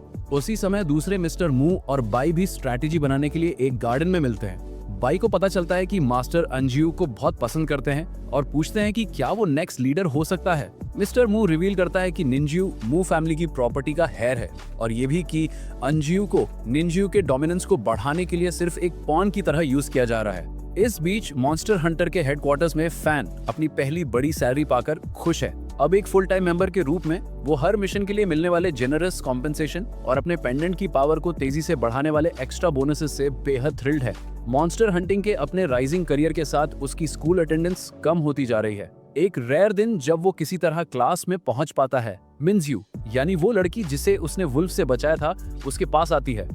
वो शर्माकर पूछती है कि क्या वो उसके साथ डेटिंग पर कंसिडर करेगा, ये मानते हुए कि वो उस पर इम्प्रेस हो गई है। फैन तुरंत मान जाता है और उम्मीद करता है कि कोई नॉर्मल डेट होगी जैसे मूवी या डिनर, लेकिन वो शॉक्ड रह जाता है जब वो उसके दिए गए एड्रेस पर एक डिजर्टेड स्ट्रीट में पहुंचता है। जब वो वहां आती है तो वो एरिया में रेगुलरली आने वाले अर्थक्वेक्स के बारे में बात करने लगती है। कंफ्यूज्ड होकर फैन असली रीजन पूछता है। वो बताती है कि उसकी ग्रैंडमदर पास ही रहती हैं और रात में बार बार आने वाले ट्रेमर से परेशान रहती हैं। अपनी सेफ्टी को लेकर वरिड उसने इलाके में किसी मॉन्स्टर की एक्टिविटी डिटेक्ट करने के लिए फैन की हेल्प मांगी। फैन हेल्प करने के लिए रेडी हो जाता है और इस प्रॉब्लम से निपटने को लेकर पूरी तरह कॉन्फिडेंट फील करता है, क्योंकि वो अब तक 7-8 मॉन्स्टर्स का सामना कर चुका है। वो एक छोटा पाउच निकालता है और उसे खोलता है तो उसमें से पाउडर निकलता है, एक मैजिकल पाउडर जो मॉन्स्टर्स द्वारा छोड़े गए ट्रेसेस को रिवील करता है। वो नए उभरे हुए फुटप्रिंट्स को जांच करता है और अंदाजा लगाता है कि ये क्रीचर कहीं हिडन होगा। अचानक एक जायंट वन आइड वुल्फ मुंह में कुछ लिए जमीन से बाहर निकलता है। वो दोनों एक डेड ह्यूमन के पैरों के पास खड़े होकर देखते हैं, जो शायद होमलेस रहा होगा। वो शहर में कुछ समय से लर्किंग कर रहा होगा, होमलेस लोगों का शिकार करते हुए, क्योंकि पुलिस द्वारा उनके मिसिंग होने की संभावना कम होती है। ये वुल्फ उस वुल्फ से डबल साइज का है। फील्ड ट्रिप के बीच में मीना घबरा जाती है और फैन से वहां से चले जाने की विनती करती है। फैन उसे खुद भाग जाने, ब्लॉक खाली करने और पुलिस को इन्फॉर्म करने के लिए कहता है। हालांकि मिन कहती है कि वो इंतजार नहीं कर रही है और तुरंत पुलिस कॉल कर रही है। वुल्फ तुरंत डायल की आवाज सुनता है और उनका पीछा करता है। पिछली बार की तरह फैन उसे डायल से दूर ले जाता है और अपनी लेवल 2 क्रीमेशन एबिलिटी से अपने पीछे के रास्ते में आग लगा देता है ताकि उन्हें कुछ टाइम मिल सके। हालांकि वुल्फ बहुत पावरफुल है और आग की परवाह किए बिना उनका पीछा करता रहता है। वो मिन को फिर से जाने के लिए कहता है और वुल्फ से निपटने के लिए उसे छोड़ देता है, लेकिन मिन उसे छोड़ने से इनकार करती है क्योंकि उनके जैसे स्टूडेंट्स अकेले इस मॉन्स्टर का सामना नहीं कर सकते। फिर भी वो उसे धक्का देकर वहां से भागने पर मजबूर कर देता है। अब वुल्फ के साथ अकेले वो मैजिकल आर्मर निकालता है जो उसे थंडर बैरियर बनाने के लिए दिया गया था, लेकिन उसे पीछे धकेल दिया जाता है। इसके बाद वो अपनी फायर पावर्स का प्रयोग करने की कोशिश करता है, लेकिन एस मैच टैंकाई के समय पे पहुंच जाने से उसका काम बाधित हो जाता है, जो उस समय उस एरिया में मौजूद थी जब मिन नागरिकों को इवैक्यूएट करने के लिए अलर्ट कर रही थी। वो मॉन्स्टर के पैरों को वहीं फ्रीज करने के लिए एक पावरफुल आइस स्पेल करती है। बिना ब्लैक मास्क के वो जमीन पर पड़े लड़के को मो फैन के रूप में पहचान लेती है। ये वही मिरेकल है जिसने मो फैमिली को इंसल्ट किया था और उसे सख्ती से वहां से चले जाने को कहती है। वो कैप्टन से संपर्क करके बताती है कि वुल्फ शायद एक आंख वाला वुल्फ है जो सेक्रेड स्प्रिंग से रिसने वाली शक्ति को एब्जॉर्ब करके म्यूटेट हो गया है। वो मो फैमिली के दुश्मन के नाम से मिलते जुलते मास्क्ड मंडर हंटर मेंबर फैन मो से अनुरोध करती है कि वो सीन पर पहुंचे और अपनी थंडर पावर से मॉन्स्टर को नॉकआउट कर दे। निश्चित रूप से ये नाम सिमिलैरिटी सिर्फ एक कोइंसिडेंस है। बिना किसी शक के फैन सबसे आखिर में पहुंचता है और वहां पहले से उसके सभी मेंबर्स उसका इंतजार कर रहे होते हैं। वुल्फ के पहुंचने तक उन्होंने उसके चारों ओर आइस का एक डूम बना लिया था। फैन उसे काम करने के लिए अपनी फर्स्ट ईयर थंडर एबिलिटी का प्रयोग करता है। कैप्टन डिसाइड करता है कि बेस्ट यही होगा कि मैजिक सोसाइटीज के मेंबर्स के आने तक वेट किया जाए ताकि सिचुएशन को कंट्रोल किया जा सके, क्योंकि उसकी फायर पावर्स का प्रयोग करने से आइस डोम मेल्ट हो सकता है और वुल्फ शहर में आजाद हो सकता है। वुल्फ अंततः डोम से बाहर निकलता है और एक स्पाइक्ड फेस्ड वुल्फ में ट्रांसफॉर्म होने लगता है जिसकी बैक पर स्पाइक्स उग रहे होते हैं। अगर वो पूरी तरह से इवॉल्व हो जाता है तो वो मॉन्स्टर हंटर्स की पहुंच से बहुत आगे निकल जाएगा। कैप्टन अपनी टीम को तुरंत आदेश देता है कि वुल्फ को एलिमिनेट कर दिया जाए, इससे पहले कि वो अपना एवोल्यूशन पूरा कर सके और शहर में हैवक मचा सके। उनके रोकने की पूरी कोशिशों के बावजूद ये मॉन्स्टर लगातार इवॉल्व होता जा रहा है और आसपास की आइस को आसानी से मेल्ट कर रहा है।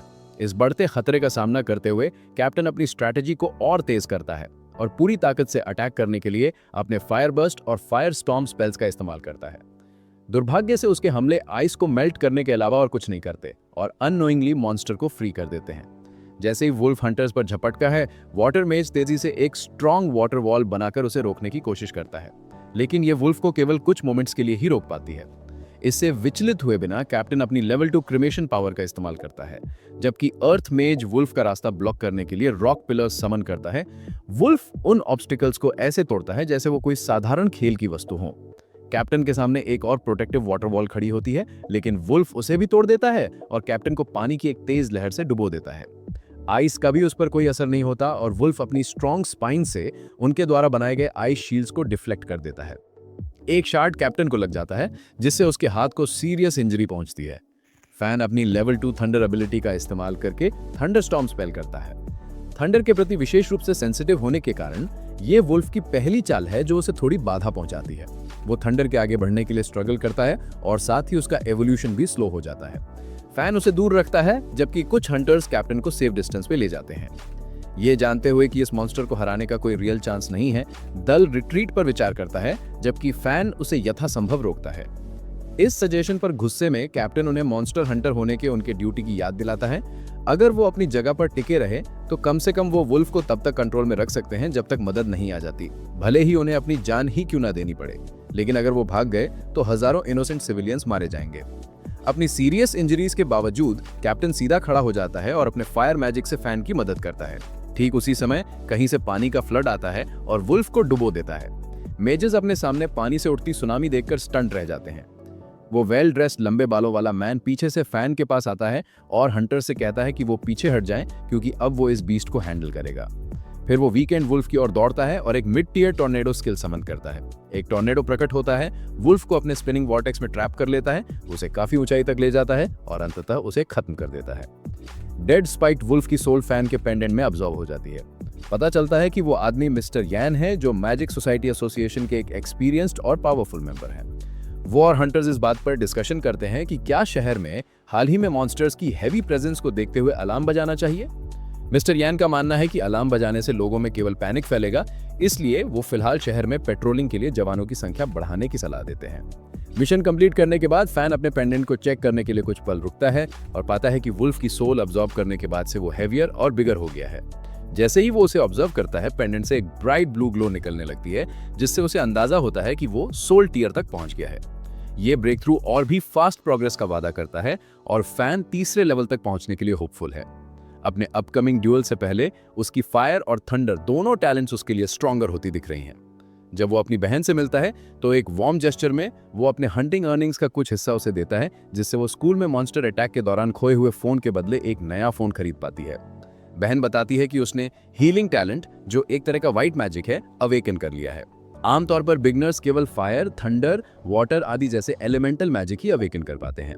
लेकिन उसकी टीचर ने कहा कि कुछ एक्सेप्शंस भी होते हैं। वो कहती है कि उसे पता है कि वो पैसे कमाने के लिए जो कुछ भी कर रहा है वो डेंजरस है और अगर कभी जरूरत पड़े तो वो अपने मैजिक से उसकी हेल्प करेगी। अगले दिन फैंग अपकमिंग ड्यूअल पर डिस्कशन करने के लिए प्रिंसिपल के ऑफिस जाता है। वो यांग के अडल्टहुड सेरेमनी के दिन होगा और नया फैमिली सभी सेलिब्रिटीज और बड़े नामों को इस सेरेमनी में इनवाइट करके इसे एक बड़ा इवेंट बनाना चाहते हैं। इंटेंशन साफ है, वे ड्यूअल को इस आयोजन का मेन हाईलाइट बनाना चाहते हैं और यांग की एबिलिटीज का प्रदर्शन करना चाहते हैं। प्रिंसिपल बताते हैं कि ये तो बस उनका एक मोटिव है, वे उस साल के सीक्रेट स्प्रिंग में यांग की जगह भी पक्की करना चाहते हैं। स्कूल अपने बेस्ट स्टूडेंट फैन को वहां ट्रेनिंग के लिए भेजना चाहता है, क्योंकि हर साल वहां सिर्फ एक मेज को ट्रेनिंग की परमिशन मिलती है, इसलिए फैन को स्प्रिंग तक पहुंचने के लिए अपनी एलिजिबिलिटी साबित करने के लिए यांग को हराना होगा। हालांकि वे मानते हैं कि मैजिकल और ट्रेनिंग रिसोर्सेज के मामले में यांग का पलड़ा भारी है,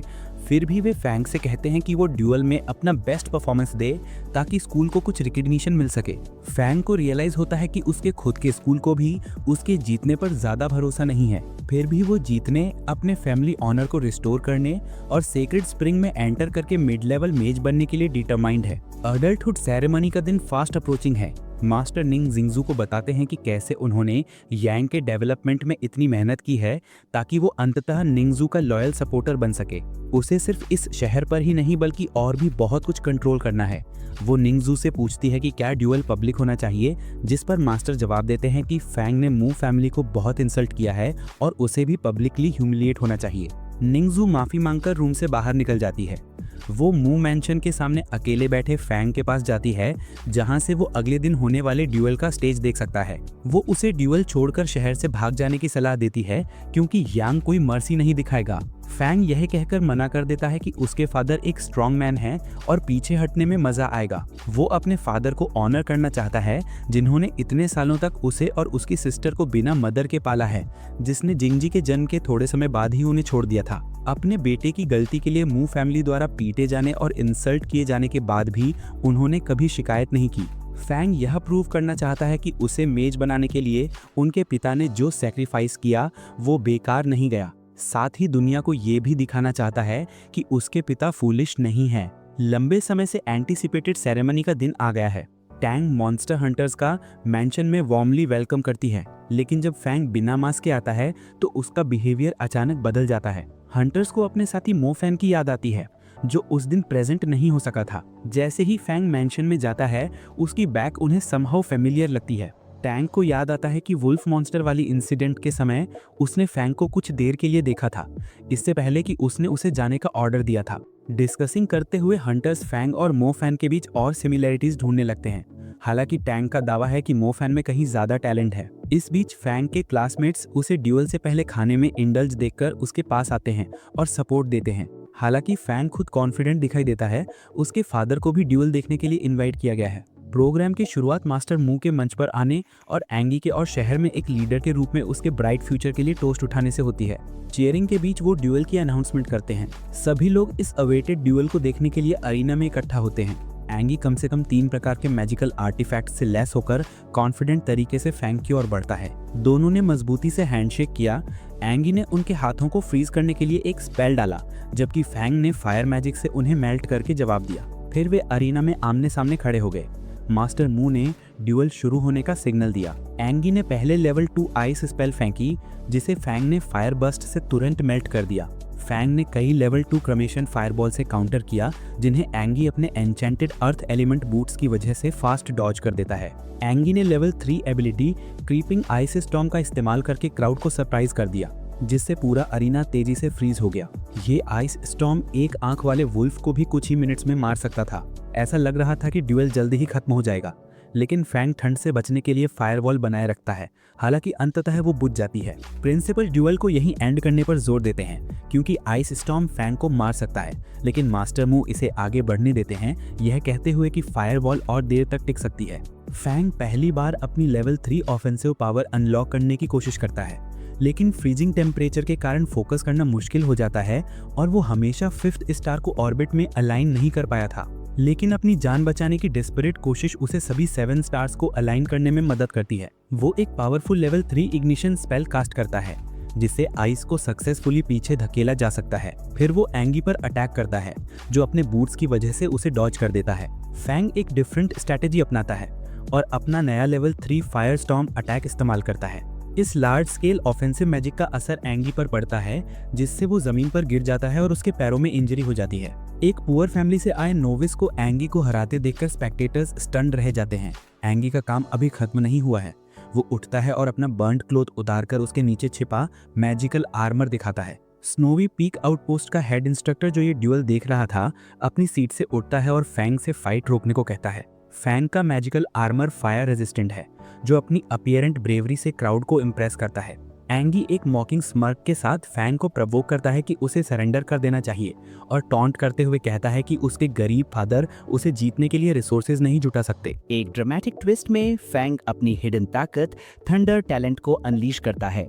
शॉक्ड एंगी समेत क्राउड स्टन रह जाता है जब उन्हें पता चलता है कि फैंग के पास ना सिर्फ ये पावरफुल एलिमेंट हैं, बल्कि उसने 2 सबसे स्ट्रॉन्ग एलिमेंट्स में मास्टरी हासिल कर ली है, दोनों ही लेवल 3 पर। वो एक माइटी थंडर ड्रैगन को समन करता है, जो एंगी के आर्मर को भेद कर उसे चकनाचूर कर देता है, जिससे ड्यूल हमेशा के लिए खत्म हो जाता है। एस्टोनिश्ड स्पेक्टेटर्स फैंग की विक्ट्री पर तालियां बजाते हैं, जबकि म्यू फैमिली दीवार पर अपना सर पटक लेता है। हीरो फैंग आखिरकार अपने हार्डवर्किंग फादर पर प्राउड फील करता है और दुनिया को प्रूव करता है कि वो और उसका फैमिली ऑनर और रिकॉग्निशन के हकदार हैं। ड्यूल के बाद वो फैन मास्टर म्यू के पास जाता है और ड्यूल की शर्तों का पालन करते हुए अपने फादर से माफी मांगता है। अनएक्सपेक्टेडली मास्टर म्यू उसकी बात मान लेते हैं और घुटनों पर बैठकर फैन के फादर से उस दिन इंसल्ट करने और मारने के लिए माफी मांगते हैं, जब फैन मो ने निंग शू के साथ भागने की कोशिश की थी। फैन को सेक्रेट स्प्रिंग में ट्रेनिंग लेने का अधिकार दिया जाता है, जो सबसे पावरफुल मैजिकल साइट है जहां हर साल सिर्फ एक मेज को भेजा जाता है। ड्यूल के बाद वो और उसकी क्लास एक बारबेक्यू रेस्टोरेंट में सेलिब्रेशन करते हैं, जहां सभी फैनमो की ड्यूअल टैलेंट्स की प्रशंसा करते हैं। वो बताता है कि वो अगले हफ्ते 7 डेज की ट्रेनिंग के लिए सेक्रेट स्प्रिंग जाएगा। टीचर्स उसकी तारीफ करते हैं और उसके ब्राइट फ्यूचर की कामना करते हैं। एक दिन फैन की फ्रेंड अक्सिया हाउ और उसकी classmate black heard girl who साथ में घूम रही होती हैं और फैन मैजिक न कर पाने की फ्रस्ट्रेशन में बड़बड़ाती है। हु उसे कुछ सजेशंस देने का प्रस्ताव करती है। वे सड़क पर फैनमो और उसकी सिस्टर सिंगशिया को दिखते हैं, हालांकि उसे सेक्रेट स्प्रिंग पर होना चाहिए था। अक्सिया हाउ फैन के पास आती है और पूछती है कि वो अभी तक यहाँ क्यों है। फैन जवाब देता है कि वो अपनी सिस्टर के 16th बर्थडे के लिए एक गिफ्ट खरीद रहा है। अक्सिया हाउ उसे घर छोड़ने की पेशकश करती है ताकि वो सेक्रेट स्प्रिंग जा सके। फैन माफी मांगता है और अपने रास्ते पर निकल पड़ता है। एक टॉल स्काई स्क्रैपर पर पहुंचता है जहां मिस टैंग और मास्टर म्यू उसका इंतजार कर रहे होते हैं। वो लिफ्ट से B15 फ्लोर पर जाते हैं और उसे एक डोर तक ले जाते हैं। उस डोर के पीछे सेक्रेट स्प्रिंग है जहां वो 1 हफ्ते तक ट्रेनिंग कर सकता है। इनसाइड जाने से पहले मिस टैंग उसे एक स्टार चार्ट बुक देती हैं, जिसका यूज करके वो स्टार चार्ट लेवल पर पहुंचने के बाद स्पेल्स रिलीज कर सकता है। वो कैप्टन से टकराता है, जो उसे बताता है कि उसे ये जानकर कितना शॉक लगा कि मो फैन और उसके हंटर दल में फैन मो भी शामिल था। फैन पूछता है कि वो यहाँ क्यों आया है, तो कैप्टन जवाब देता है कि वो सीक्रेट स्प्रिंग के गार्ड से बात करने आया है, जो साइक्लॉप्स अटैक के दौरान स्कूल से गायब हुई लड़की की सिस्टर है। उसने और उसकी बहन ने कैफेटेरिया के पीछे की केव की जांच की और साइक्लॉप्स के कई फुटप्रिंट्स और एक मिस्टीरियस लिक्विड पाया, जिसके बारे में उन्हें शक है कि वो सीक्रेट स्प्रिंग से आया है। वे अभी भी ये समझने की कोशिश कर रहे हैं कि इसका मतलब क्या है। कैप्टन फैनमो से कहता है कि वो सिर्फ अपनी ट्रेनिंग पर ध्यान दे ताकि वो निंगशू मू के बाद दूसरा सबसे कम उम्र का नेबुलस मेज बन सके। फैनमो उसका नाम सुनकर अचानक वहां से चली जाती है। सीक्रेट स्प्रिंग का द्वार कड़ी सिक्योरिटी में है और केवल फैन के लिए ही खुलता है। उसके प्रवेश करते ही गेट बंद हो जाता है। संकरे पथ से आगे बढ़ने के अलावा कोई रास्ता नहीं है। जहां तक नजर जाती है चारों ओर एंडलेस वाटर फैला है। जब वो सेंट्रल स्टेज पर बैठता है तो फैन अपनी शक्ति में रैपिड ग्रोथ महसूस करता है। इसी बीच लापता लड़की की बहन केज में मिले लिक्विड के बारे में पूछताछ करती है। लैब टेक्नीशियंस कंफर्म करते हैं कि ये लिक्विड सीक्रेट स्प्रिंग के फ्लूइड जैसा ही है, लेकिन इसका इफेक्ट उल्टा है। ये क्रीचर्स में हेट्रेड और ब्लडलस्ट भर देता है और इस लिक्विड को फाउंटेन ऑफ रेज नाम दिया गया है।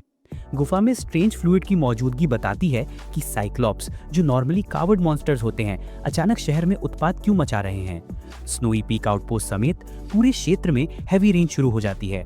पेट्रोल स्क्वाड 4 अभी तक लौट कर नहीं आए थे, जिससे कमांडर रेस्टलेस हो जाता है। अचानक घने जंगल के बीच से 2 ब्राइट रेड फ्लेयर्स उठती हैं, जो कोड ब्लू इमरजेंसी का संकेत देती हैं। वॉच टावर में केओस फैल जाता है जब पेट्रोल स्क्वाड 4 रिपोर्ट करता है कि उन पर एक रूथलेस मॉन्स्टर हमला कर रहा है, जैसा उन्होंने पहले कभी नहीं देखा था। पहली 2 फ्लेयर्स भेजते समय उनके 2 लाइट मेजेस मारे गए। नॉर्मली वे 4 फ्लेयर्स भेजते तो कोड ब्लड इमरजेंसी होती, जिसका मतलब था कि डिजास्टर निकट है। कमांडर तुरंत कोड ब्लड अलर्ट जारी करता है और अपने सोल्जर्स को खतरे का सामना करने भेजता है। फायर मेजेस फोर्ट्रेस में घुसने की कोशिश कर रहे वन आइड वुल्फ्स पर फायरबॉल्स छोड़ते हैं, लेकिन हाई लेवल मेज एक जायंट व्हाइट वुल्फ द्वारा मारा जाता है, जिसकी बैक पर आईसी स्पाइक्स होते हैं। एक मैसेंजर कमांडर को सूचित करता है कि सिटी में भी मॉन्स्टर्स देखे गए हैं। कोई नहीं जानता ये कैसे पॉसिबल है, क्योंकि आउटपोस्ट अभी भी माउंटेन्स में क्रीचर्स से लड़ रही थी, जिससे उनका शहर तक पहुंचना असंभव था। कमांडर तुरंत अपने मेजेस को सिटी भेजता है ताकि वे सिटीजन्स को सेफ जोन तक पहुंचा सकें। उन्हें 2 ग्रुप्स में बांटा जाता है। एक ग्रुप सिटीजन्स की रक्षा करता है, जबकि दूसरा मॉन्स्टर्स को स्ले करता है। सिटी में मॉन्स्टर्स के दिखने की सूचना देने के लिए अलार्म्स बज उठते हैं। टीचर्स अपने स्टूडेंट्स को फोर्सफुली कक्षाओं में वापस भेज देते हैं, जबकि मिस टैंग एक बच्चे को वन आइड वुल्फ से बचाती हैं। अचानक वो स्काई में एक डेंजरस फ्लाइंग वुल्फ मॉन्स्टर देखकर चौंक जाती हैं। मास्टर म्यू और निंगशु सहित नए परिवार के लीडर्स लड़ने के लिए दौड़ पड़ते हैं। निंगशु अपनी पावरफुल आईसी एबिलिटी से कई वन आइड वुल्फ्स को मार गिराती है। भेड़ियों में से एक लेजर बीम दागता है जो मास्टर म्यू को लगती है और वो गिर जाते हैं। निंगशु अपने इंजर्ड फादर को बचाने के लिए एक फ्लाइंग बीस्ट पर सवार होकर भागने पर मजबूर होती है, लेकिन वो फैनमो के लिए चिंतित है, जो सीक्रेट स्प्रिंग के अंदर ट्रेनिंग कर रहा है और बाहर की पैरेलल सिचुएशन से बिल्कुल अनजान है। इसी बीच फैनमो नेबुलस लेवल अनलॉक करने के लिए सीक्रेट स्प्रिंग में इंटेंस प्रयास करता है, लेकिन अब तक अनसक्सेसफुल रहा है। उसे याद आता है कि स्प्रिंग में प्रवेश करने से पहले मिस टैंग ने उसे क्या सिखाया था। उसने समझाया कि उसे स्तर बढ़ाने की ज़रूरत है ताकि वो 49 तारों का एक नेबुला बना सके। इससे वो एक नेबुला मैजिशियन बन जाएगा, जो 49 तारों को 7-7 तारों की 7 क्लासेस में अलाइन करके स्टार चार्ट मैजिक का उपयोग कर सकता है। इसी बात को ध्यान में रखते हुए वो मिस टैंग द्वारा दी गई स्टार चार्ट बुक का अध्ययन करता है ताकि वो बेहतर हो सके। हालांकि नेबुला को अलाइन करने की कोशिश के दौरान एक ज़बरदस्त वाइब्रेशन से उसका काम बाधित होता है। वो ये देखने के लिए स्प्रिंग से बाहर निकलने का फैसला करता है। तभी वो एक गार्ड पर साइक्लोप्स मॉन्स्टर का हमला देखता है। वो गार्ड जो पहले कैप्टन से बात कर रहा था, फैनमो को मॉन्स्टर से बचाता है और उसे वापस स्प्रिंग तक ले जाता है। वो खुद को बिल्डिंग की सब कैप्टन युक्शिन के रूप में पेश करती है। वो स्टेज के पास एक स्लैब को छूती है, जिससे पूरा स्प्रिंग खाली हो जाता है और स्लैब से एक छोटी बॉटल निकलती है। वो बताती है कि ये एक इमरजेंसी सिक्योरिटी प्रोटोकॉल है और बॉटल में सीक्रेट स्प्रिंग का सारा पानी है। वो स्टैर से नीचे उतरते हैं, जो उन्हें स्प्रिंग के तल पर एक प्राचीन टनल तक ले जाती है, जो एक ऑल्टरनेट एग्जिट का काम करती है। टनल से गुजरते हुए युक्शिन बताती है कि ब्लैक क्यूरिया, जो कि एक ब्लाइंड मेज कल्ट है, ने स्प्रिंग ऑफ रेज नाम का लिक्विड बनाया है, जिसे उन्होंने रेन वाटर में मिला दिया है, जिससे मॉन्स्टर्स उग्र हो गए हैं और शहर पर हमला कर रहे हैं। एग्जिट एक हिल स्लोप पर है, जहां से वो शहर में एक स्काई स्क्रेपर के ऊपर एक विशाल पायरोलिक्स को देख सकते हैं। शहर के सिटीजन्स अपनी जान बचाने के लिए भाग रहे हैं, क्योंकि हजारों मॉन्स्टर्स उन पर हमला कर रहे हैं। क्रिमिनल ग्रुप, जिसने पहले जिंगशु को अपने लीडर की प्रेमिका बनने के लिए मजबूर किया था, अब वन आइड वुल्फ के हाथों खूनी अंत हो सकता है। जिंगशु का भी एक वुल्फ पीछा करता है, लेकिन आखिरी पल में एक आदमी उसे बचा लेता है और उसे एक बिल्डिंग में खींच लेता है। अंदर के लोग मॉन्स्टर्स से खुद को बचाने के लिए डोर्स बंद कर लेते हैं, लेकिन वो आदमी जानता है कि डोर्स मॉन्स्टर्स को ज़्यादा देर तक दूर रखने के लिए काफ़ी नहीं है। शहर की भयावह स्थिति देखकर फैनमो अपने पिता और जिंगशु को ढूंढने जाता है। युक्चिन उसे सीक्रेट स्प्रिंग बॉटल अपने साथ ले जाने का अनुरोध करती है और कहती है कि चूंकि वो सब कैप्टन है, इसलिए ब्लैक क्यूरिया उसे निशाना बनाएगी। वे बॉटल को उनके हाथों गंवाने का जोखिम नहीं उठा सकते, इसलिए फैनमो को उसे अपने पास रखना चाहिए, क्योंकि वो निशाने पर नहीं होगा। वो मना कर देता है और कहता है कि उसे सीक्रेट स्प्रिंग की परवाह नहीं है, वो अपने परिवार का ख्याल रखना चाहता है। निराश होकर वो उससे पूछती है कि क्या उसे लगता है कि सीक्रेट स्प्रिंग में उसकी रक्षा करते हुए जान गंवाने वाले गार्ड्स का कोई परिवार नहीं था। युक्शिन की भी एक सिस्टर थी जिसे वो एक मिशन में रहते हुए एक साइक्लॉप्स के हाथों खो चुकी थी, लेकिन वो अंत तक मिशन पर डटी रही, ये जानते हुए कि वो एक मस्कीटो है जिसे लोगों की रक्षा करनी है। फैनमो ने बॉटल स्वीकार कर लिया और उसे अपने फैमिली फोटो देते हुए कहा कि अगर वो उन्हें शहर में देखे तो उनकी रक्षा करे। जब अटैक शुरू हुआ तो फैनमो के पिता पोस्ट पर सामान पहुंचा रहे थे। तब से वो सकुशल शहर लौटने की कोशिश कर रहे हैं। उनकी मुलाकात मिस्टर मू से होती है, जिनकी कार उस समय बंद हो गई जब वो सेफ्टी जोन की ओर जा रहे थे। वो अपने पिता की कार में बैठ जाते हैं और उन्हें सेफ्टी जोन में जाने को कहता है। पिता मना कर देते हैं और कहते हैं कि उन्हें पहले शहर जाकर फैनमो को ढूंढना होगा क्योंकि वो वहाँ सेक्रेट स्प्रिंग पर है। मू कहता है कि ऐसा करना मूर्खता होगी क्योंकि सेक्रेट स्प्रिंग बिल्डिंग पर सबसे पहले हमला हुआ था और वहाँ मौजूद सभी लोग पहले ही मर चुके होंगे। पिता जिद करते हैं और मू से कहते हैं कि या तो वो वहाँ से निकल जाए या उसके साथ शहर चले। उसके पास जाने के अलावा कोई चारा नहीं है। मैजिक स्कूल स्टूडेंट्स भी मुश्किलों का सामना कर रहे हैं। ज़्यादातर स्टूडेंट्स साइक्लॉप्स का नाश्ता बन रहे हैं। फायर मिस की सहपाठी मिन का एक वुल्फ पीछा करता है जिसे वो अपने प्रचंड फायर स्पेल से मारने की कोशिश करती है। एक पल के लिए तो ये उपाय काम करता है, लेकिन मॉन्स्टर फिर से उठ खड़ा होता है और लगभग उसका सिर ही काट देता है, लेकिन फैनमो एक पावरफुल आई स्पेल करके उसे बचा लेता है। वो उसे बेसबॉल बैट देता है ताकि अगर वो किसी समय मैजिक करने के लिए मजबूर हो जाए तो वो खुद को बचा सके। इस स्थिति में वो आश्चर्यजनक रूप से शांत रहता है और उन्हें अपने पीछे आने को कहता है। वो जादुई आइस से एक साइक्लॉप्स को जमा कर एक और स्टूडेंट को बचाता है।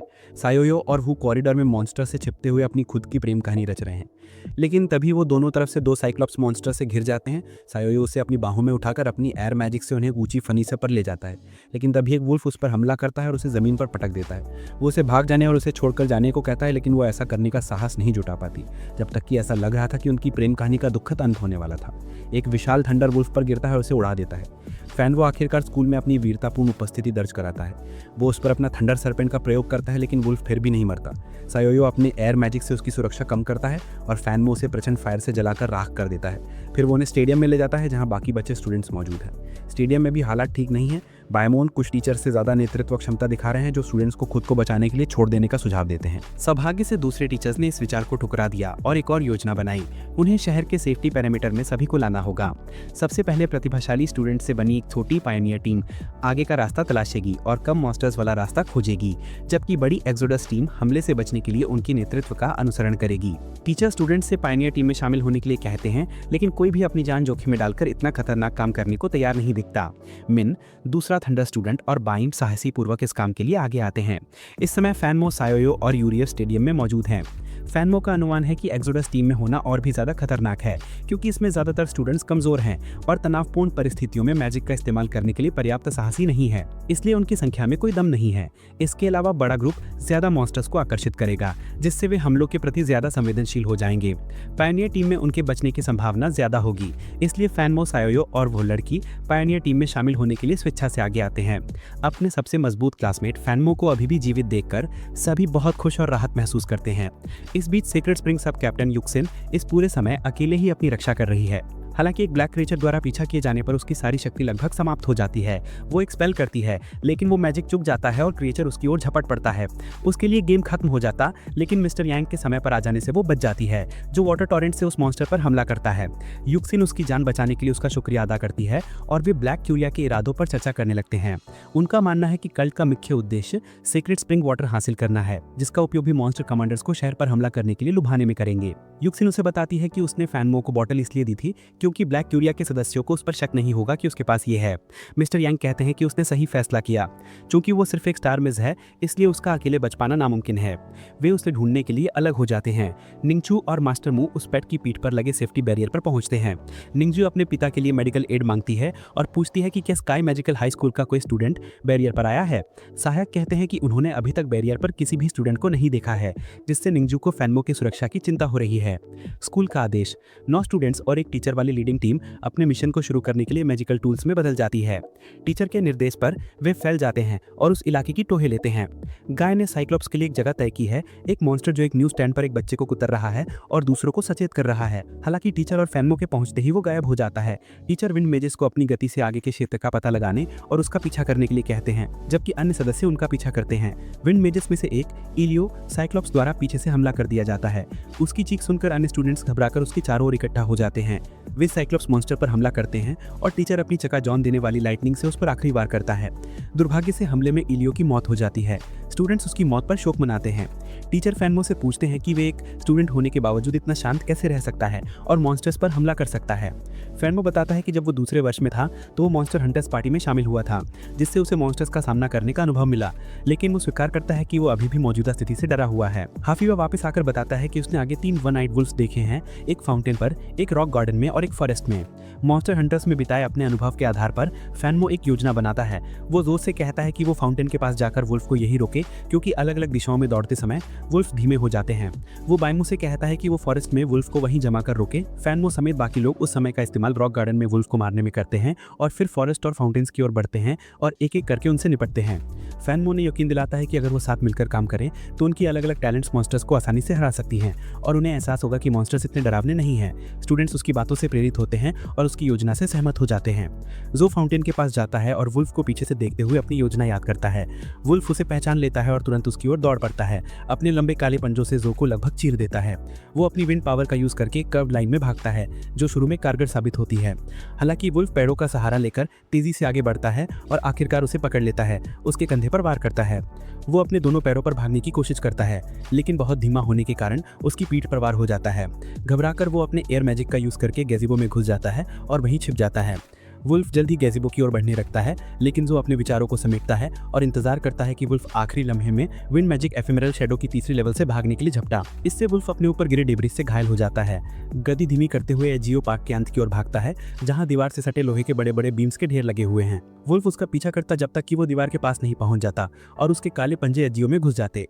हालांकि एफेमेरल शैडो एबिलिटी की वजह से वुल्फ वास्तव में जोए के प्रोजेक्शन पर हमला करता है, जिससे वुल्फ अपना पंजा हवा में ही छोड़ देता है, अपना संतुलन खो देता है और लोहे के बीम्स के ढेर में गिर जाता है, जो उसके शरीर को पार करके उसे मार देती हैं।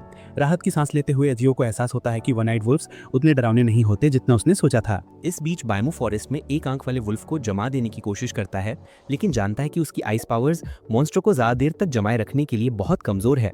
उसके साथ गया उसका फ्रेंड भागकर सीधे सेफ्टी बैरियर की ओर जाने का सुझाव देता है, लेकिन बायमू से मूर्ख कहता है, क्योंकि वो सोचता है कि वे दूसरों की मदद के बिना ऐसा कर सकते हैं।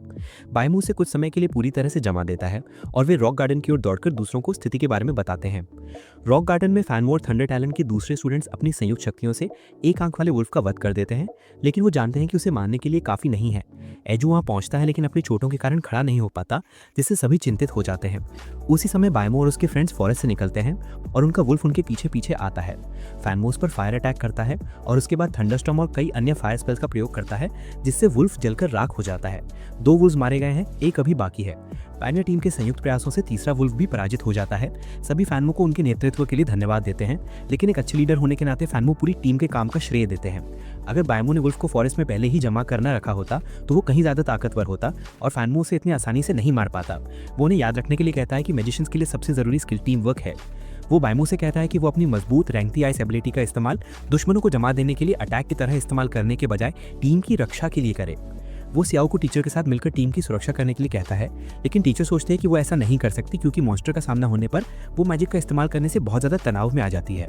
टीचर उसे दिलासा देने की कोशिश करती है, तभी एजू अपनी छोटी सी ताकत का इस्तेमाल करके उसे बेहोश होने से पहले अपनी क्षमताओं पर और ज़्यादा भरोसा करने के लिए कहता है। इससे बाकी लोगों को उसके गहरे जख्मों का पता चलता है, जिनसे खून बहना बंद नहीं हो रहा है। टीचर कहते हैं कि साधारण बैंडेजेस और फायर से खून बहना बंद नहीं होगा, उसे एक हीमोस्टैटिक एजेंट की जरूरत है जो उन्हें पास की फार्मेसी से मिल सकता है। फैनमो से लेने के लिए आगे आता है, लेकिन एजू उसे रोकने की कोशिश करता है और कहता है कि उसे बचाने में समय बर्बाद करना बेकार है।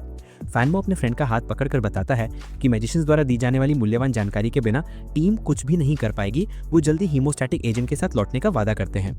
शहर से बहुत दूर फैनमो के पिता मिस्टर म्यू और डाओ के साथ सेफ्टी बैरियर की ओर दौड़ पड़ते हैं, लेकिन बदकिस्मती से एक टायर पंचर हो जाता है और कार रुक जाती है। पिता बेचैनी से टायर बदलने की कोशिश करता है।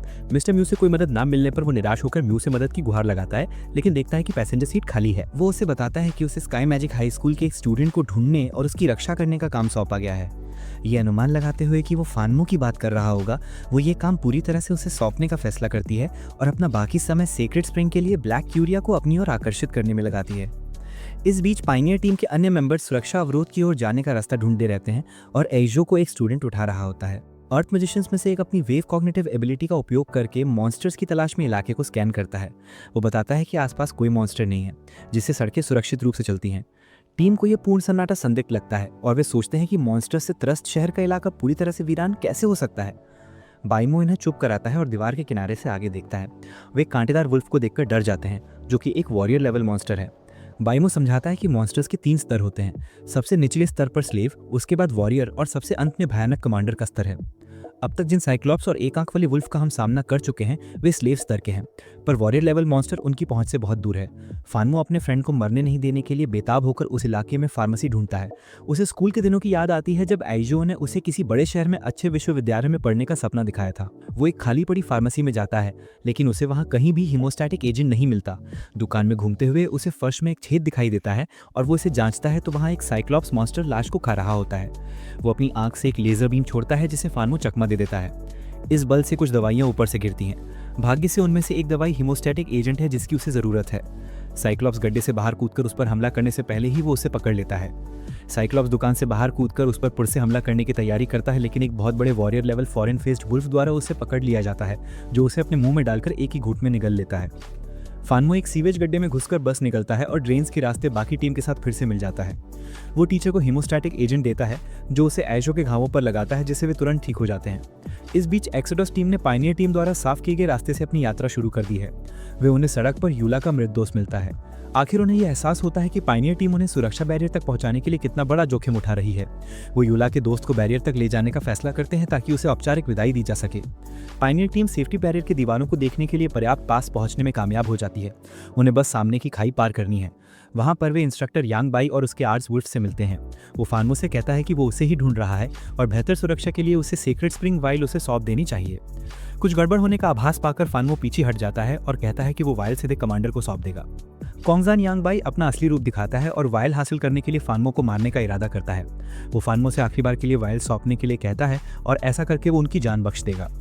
इससे ये पुष्टि हो जाती है कि यांग बाई ब्लैक क्यूरिया का हिस्सा है, यानी सीक्रेट स्प्रिंग किसी भी कीमत पर उसके हाथ नहीं आ सकता। फानमो वाइल देने से इनकार कर देता है, कहते हुए कि उसने पहले भी उसके एक कट्टर वुल्फ को मार दिया था और वैसा फिर से कर सकता है। यांग बाई अपनी उंगलियां चटकाकर जमीन से 3 काले बीस्ट को बुलाता है। वे तुरंत उस पर झपट पड़ते हैं, जिससे फानमो बाकियों को पीछे हटने के लिए कहता है। जब तक वो पीछे मुड़ता है, आर्च वुल्फ उसे जमीन पर गिरा देता है। काले बीच में से एक आयशा ऊपर हमला करता है, लेकिन जादू काम नहीं करता। आखिरी क्षण में एक छोटी सी वाटर शील्ड उसे वार से बचा लेती है। आयशा को यह भयानक पता चलता है कि उसने वाटर शील्ड एक जानवर के छुरा घोंपने की कीमत पर बनाई थी। सारा ध्यान उस पर चला जाता है और एक थंडर मैजिशियन उसे जानवरों से बचाता है। एक तूफान के साथ स्टूडेंट्स मिलकर तीनों काले बीस्ट को मार गिराने का काम करते हैं, जबकि आयशा हाई की मदद के लिए दौड़ता है। वो कहता है कि उसे खुशी है कि उसने आखिर में अपनी शक्तियों का इस्तेमाल किसी की रक्षा के लिए किया। आयशा उस पर अपने आप को खतरे में डालने के लिए चिल्लाती है, लेकिन वो अपनी आखिरी सांसों में उसे बताती है कि उसने ऐसा इसलिए किया क्योंकि वो उसके लिए बहुत महत्वपूर्ण है। इसके बाद उसकी आंखें बंद हो जाती है और वो आयशा की बाहों में गिर जाती है। चौकी पर कांगजियांग को खबर मिलती है कि पेट्रोल टीम 4 का एक सदस्य शुरुआती हमले में बच गया है। बचे हुए सदस्य का आरोप है कि फ्लेयर्स भेजने वाले लाइट मैजिशियन को तीसरे फ्लेयर्स भेजने से पहले एक पालतू आर्च वुल्फ ने मार दिया था। इस जानकारी के साथ चौकी में आर्च वुल्फ रखने वाले एकमात्र इंस्ट्रक्टर यांग बाई पर कमांडर को शक होता है। बैरियर के अंदर सुरक्षा गार्ड्स मास्टर मू को मौजूदा स्थिति से अवगत कराते हैं, जबकि एक नर्स उनके घावों पर पट्टी बांध रही होती है। रेफ्यूजीज एक साथ बैरियर में घुस रहे हैं, जिससे अफरा तफरी मची हुई है। निंगजुआ गार्ड्स को स्काई मैजिक हाई स्कूल के स्टूडेंट्स के एक बड़े समूह के बैरियर की ओर आने की बात करते हुए सुन लेती है। इस उम्मीद में कि फानमो अभी भी जिंदा है, वो अपनी मदद के लिए बैरियर से बाहर निकलने की कोशिश करती है, लेकिन मास्टर मू उसे ऐसा करने से मना कर देते हैं और गार्ड्स को आदेश देते हैं कि वे सुनिश्चित करें कि वो उनकी इजाजत के बिना वहां से ना जाए। फानमो अभी भी आर्च वुल्फ के पंजों में फंसा हुआ है और देखता है कि उसके और भी दोस्त क्षतिग्रस्त हो रहे हैं। वो अपनी फायर और थंडर दोनों शक्तियों का प्रयोग करके आर्च वुल्फ को फेंककर स्वयं को मुक्त कर लेता है। यांग बाई कहता है कि चाहे वो कितनी भी कोशिश कर ले, अगर वो सीक्रेट स्प्रिंग नहीं देगा तो उसके दोस्त मर जाएंगे। फानमो सीक्रेट स्प्रिंग वाइल निकालता है, लेकिन उसे इंस्ट्रक्टर को देने के बजाय उसे खोलकर पी जाता है। झरने की ऊर्जा फानमो को और भी ऊंचा उठा देती है, जिससे वो एक शक्तिशाली थंडर स्पेल से आर्च वुल्फ पर वार करता है। वो, मिन्ना और बाइमो मिलकर काली बीच में से एक को मारने की कोशिश करते हैं। हालांकि आर्च वुल्फ अपनी स्थिति सुधारता है और मिन्ना को पार फेंक देता है। जब स्टूडेंट्स राक्षसों से लड़ रहे होते हैं, टीचर चुपचाप ऊपर एक रॉक से रेंगते हुए यांग बाई की ओर बढ़ता है। वो यांग बाई को मारने की योजना बनाता है, क्योंकि अगर वो मर गया तो उसके पैड्स भी गायब हो जाएंगे। वो उसे अनकॉन्शियस करने के लिए अपने डैजलिंग शार्प मैजिक का इस्तेमाल करता है, जबकि फैनमो फायर और थंडर का संयुक्त हमला करता है। हालांकि यांग बाई इससे बच निकलने में कामयाब हो जाता है, क्योंकि उसने हमलों से बचने के लिए सामने जमीन के नीचे एक ब्लैक बीस्ट रखा है। बाई मुंह के ब्लैक आइस स्वॉर्ड लेकर यांग बाई पर हमला करता है और उस पर एक घातक प्रहार करके बीस्ट को गायब कर देता है। हाई यू की मौत से टीम पर उदासी का बादल छा जाता है और तांग यू उसके शव पर रोती है। मिस्टर यांग समेत कई गार्ड्स अपने साथी यांग बाई को मरा हुआ देखकर घटनास्थल पर पहुंचते हैं। वे उन स्टूडेंट्स पर हमला करने की तैयारी करते हैं, लेकिन फैनमो बताता है कि यांग बाई एक ब्लैक कोरिया सदस्य था जिसने उन पर सबसे पहले हमला किया था। वो 20 द्वारा छोड़े गए ब्लैक पिट्स को सबूत के तौर पर पेश करता है। मिस्टर यांग कुछ इन्वेस्टिगेटर्स को पूल्स और यांग बाई के शरीर के सैंपल्स वापस सेफ्टी बैरियर तक लाने का आदेश देते हैं। बाकी लोग स्टूडेंट्स को सेफ बैरियर तक पहुंचाते हैं, लेकिन बाहर मामले को सुलझाने का कोई मतलब नहीं है जहां दूसरे मॉन्स्टर्स उन पर हमला कर सकते हैं। इसलिए 2 सदस्यों को खोने के बाद पायनियर टीम अंततः प्रोटेक्टिव बैरियर तक पहुंच जाती है।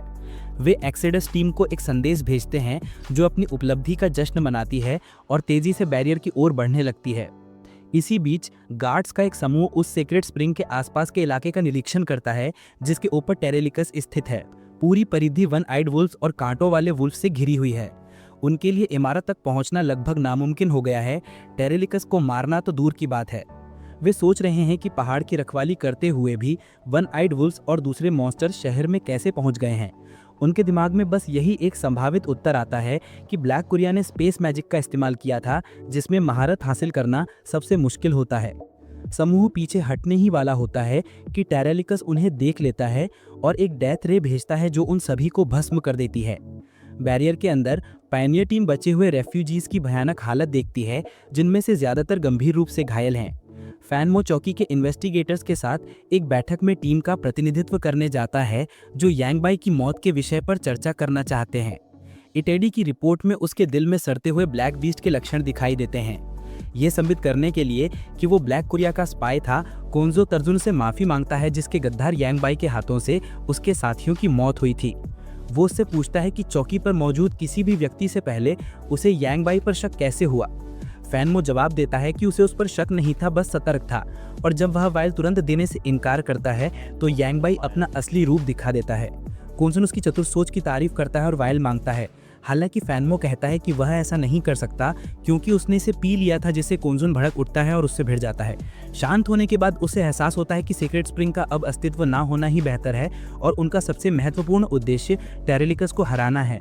कोंजुन अपनी संभावनाओं का आकलन करता है और उसे पता चलता है कि अगर वो आमने सामने लड़ते हैं तो मॉन्स्टर को मारने की संभावना केवल 50% है और अगर उसे टेरेलिकस और आसपास के वुल्फ से लड़ना पड़ा तो ये संभावना घटकर 10% रह जाती है। इसके बावजूद वो अपने मैन को इकट्ठा करता है और उन्हें शहर के लोगों की रक्षा के लिए मरते दम तक लड़ने के लिए प्रेरित करता है। वे अपने विंग्ड बीट्स के साथ टेरेलिकस का सामना करने के लिए बैरियर से बाहर निकलते हैं। फैनमो उन्हें देखकर छत पर ही रहता है। निंगजू जो छत पर आती है उसे देखकर बहुत खुश होती है और उसे गले लगाती है। मास्टर मो उस पर दूसरे स्टूडेंट्स को छोड़कर बैरियर की तरफ भागने का आरोप लगाते हैं।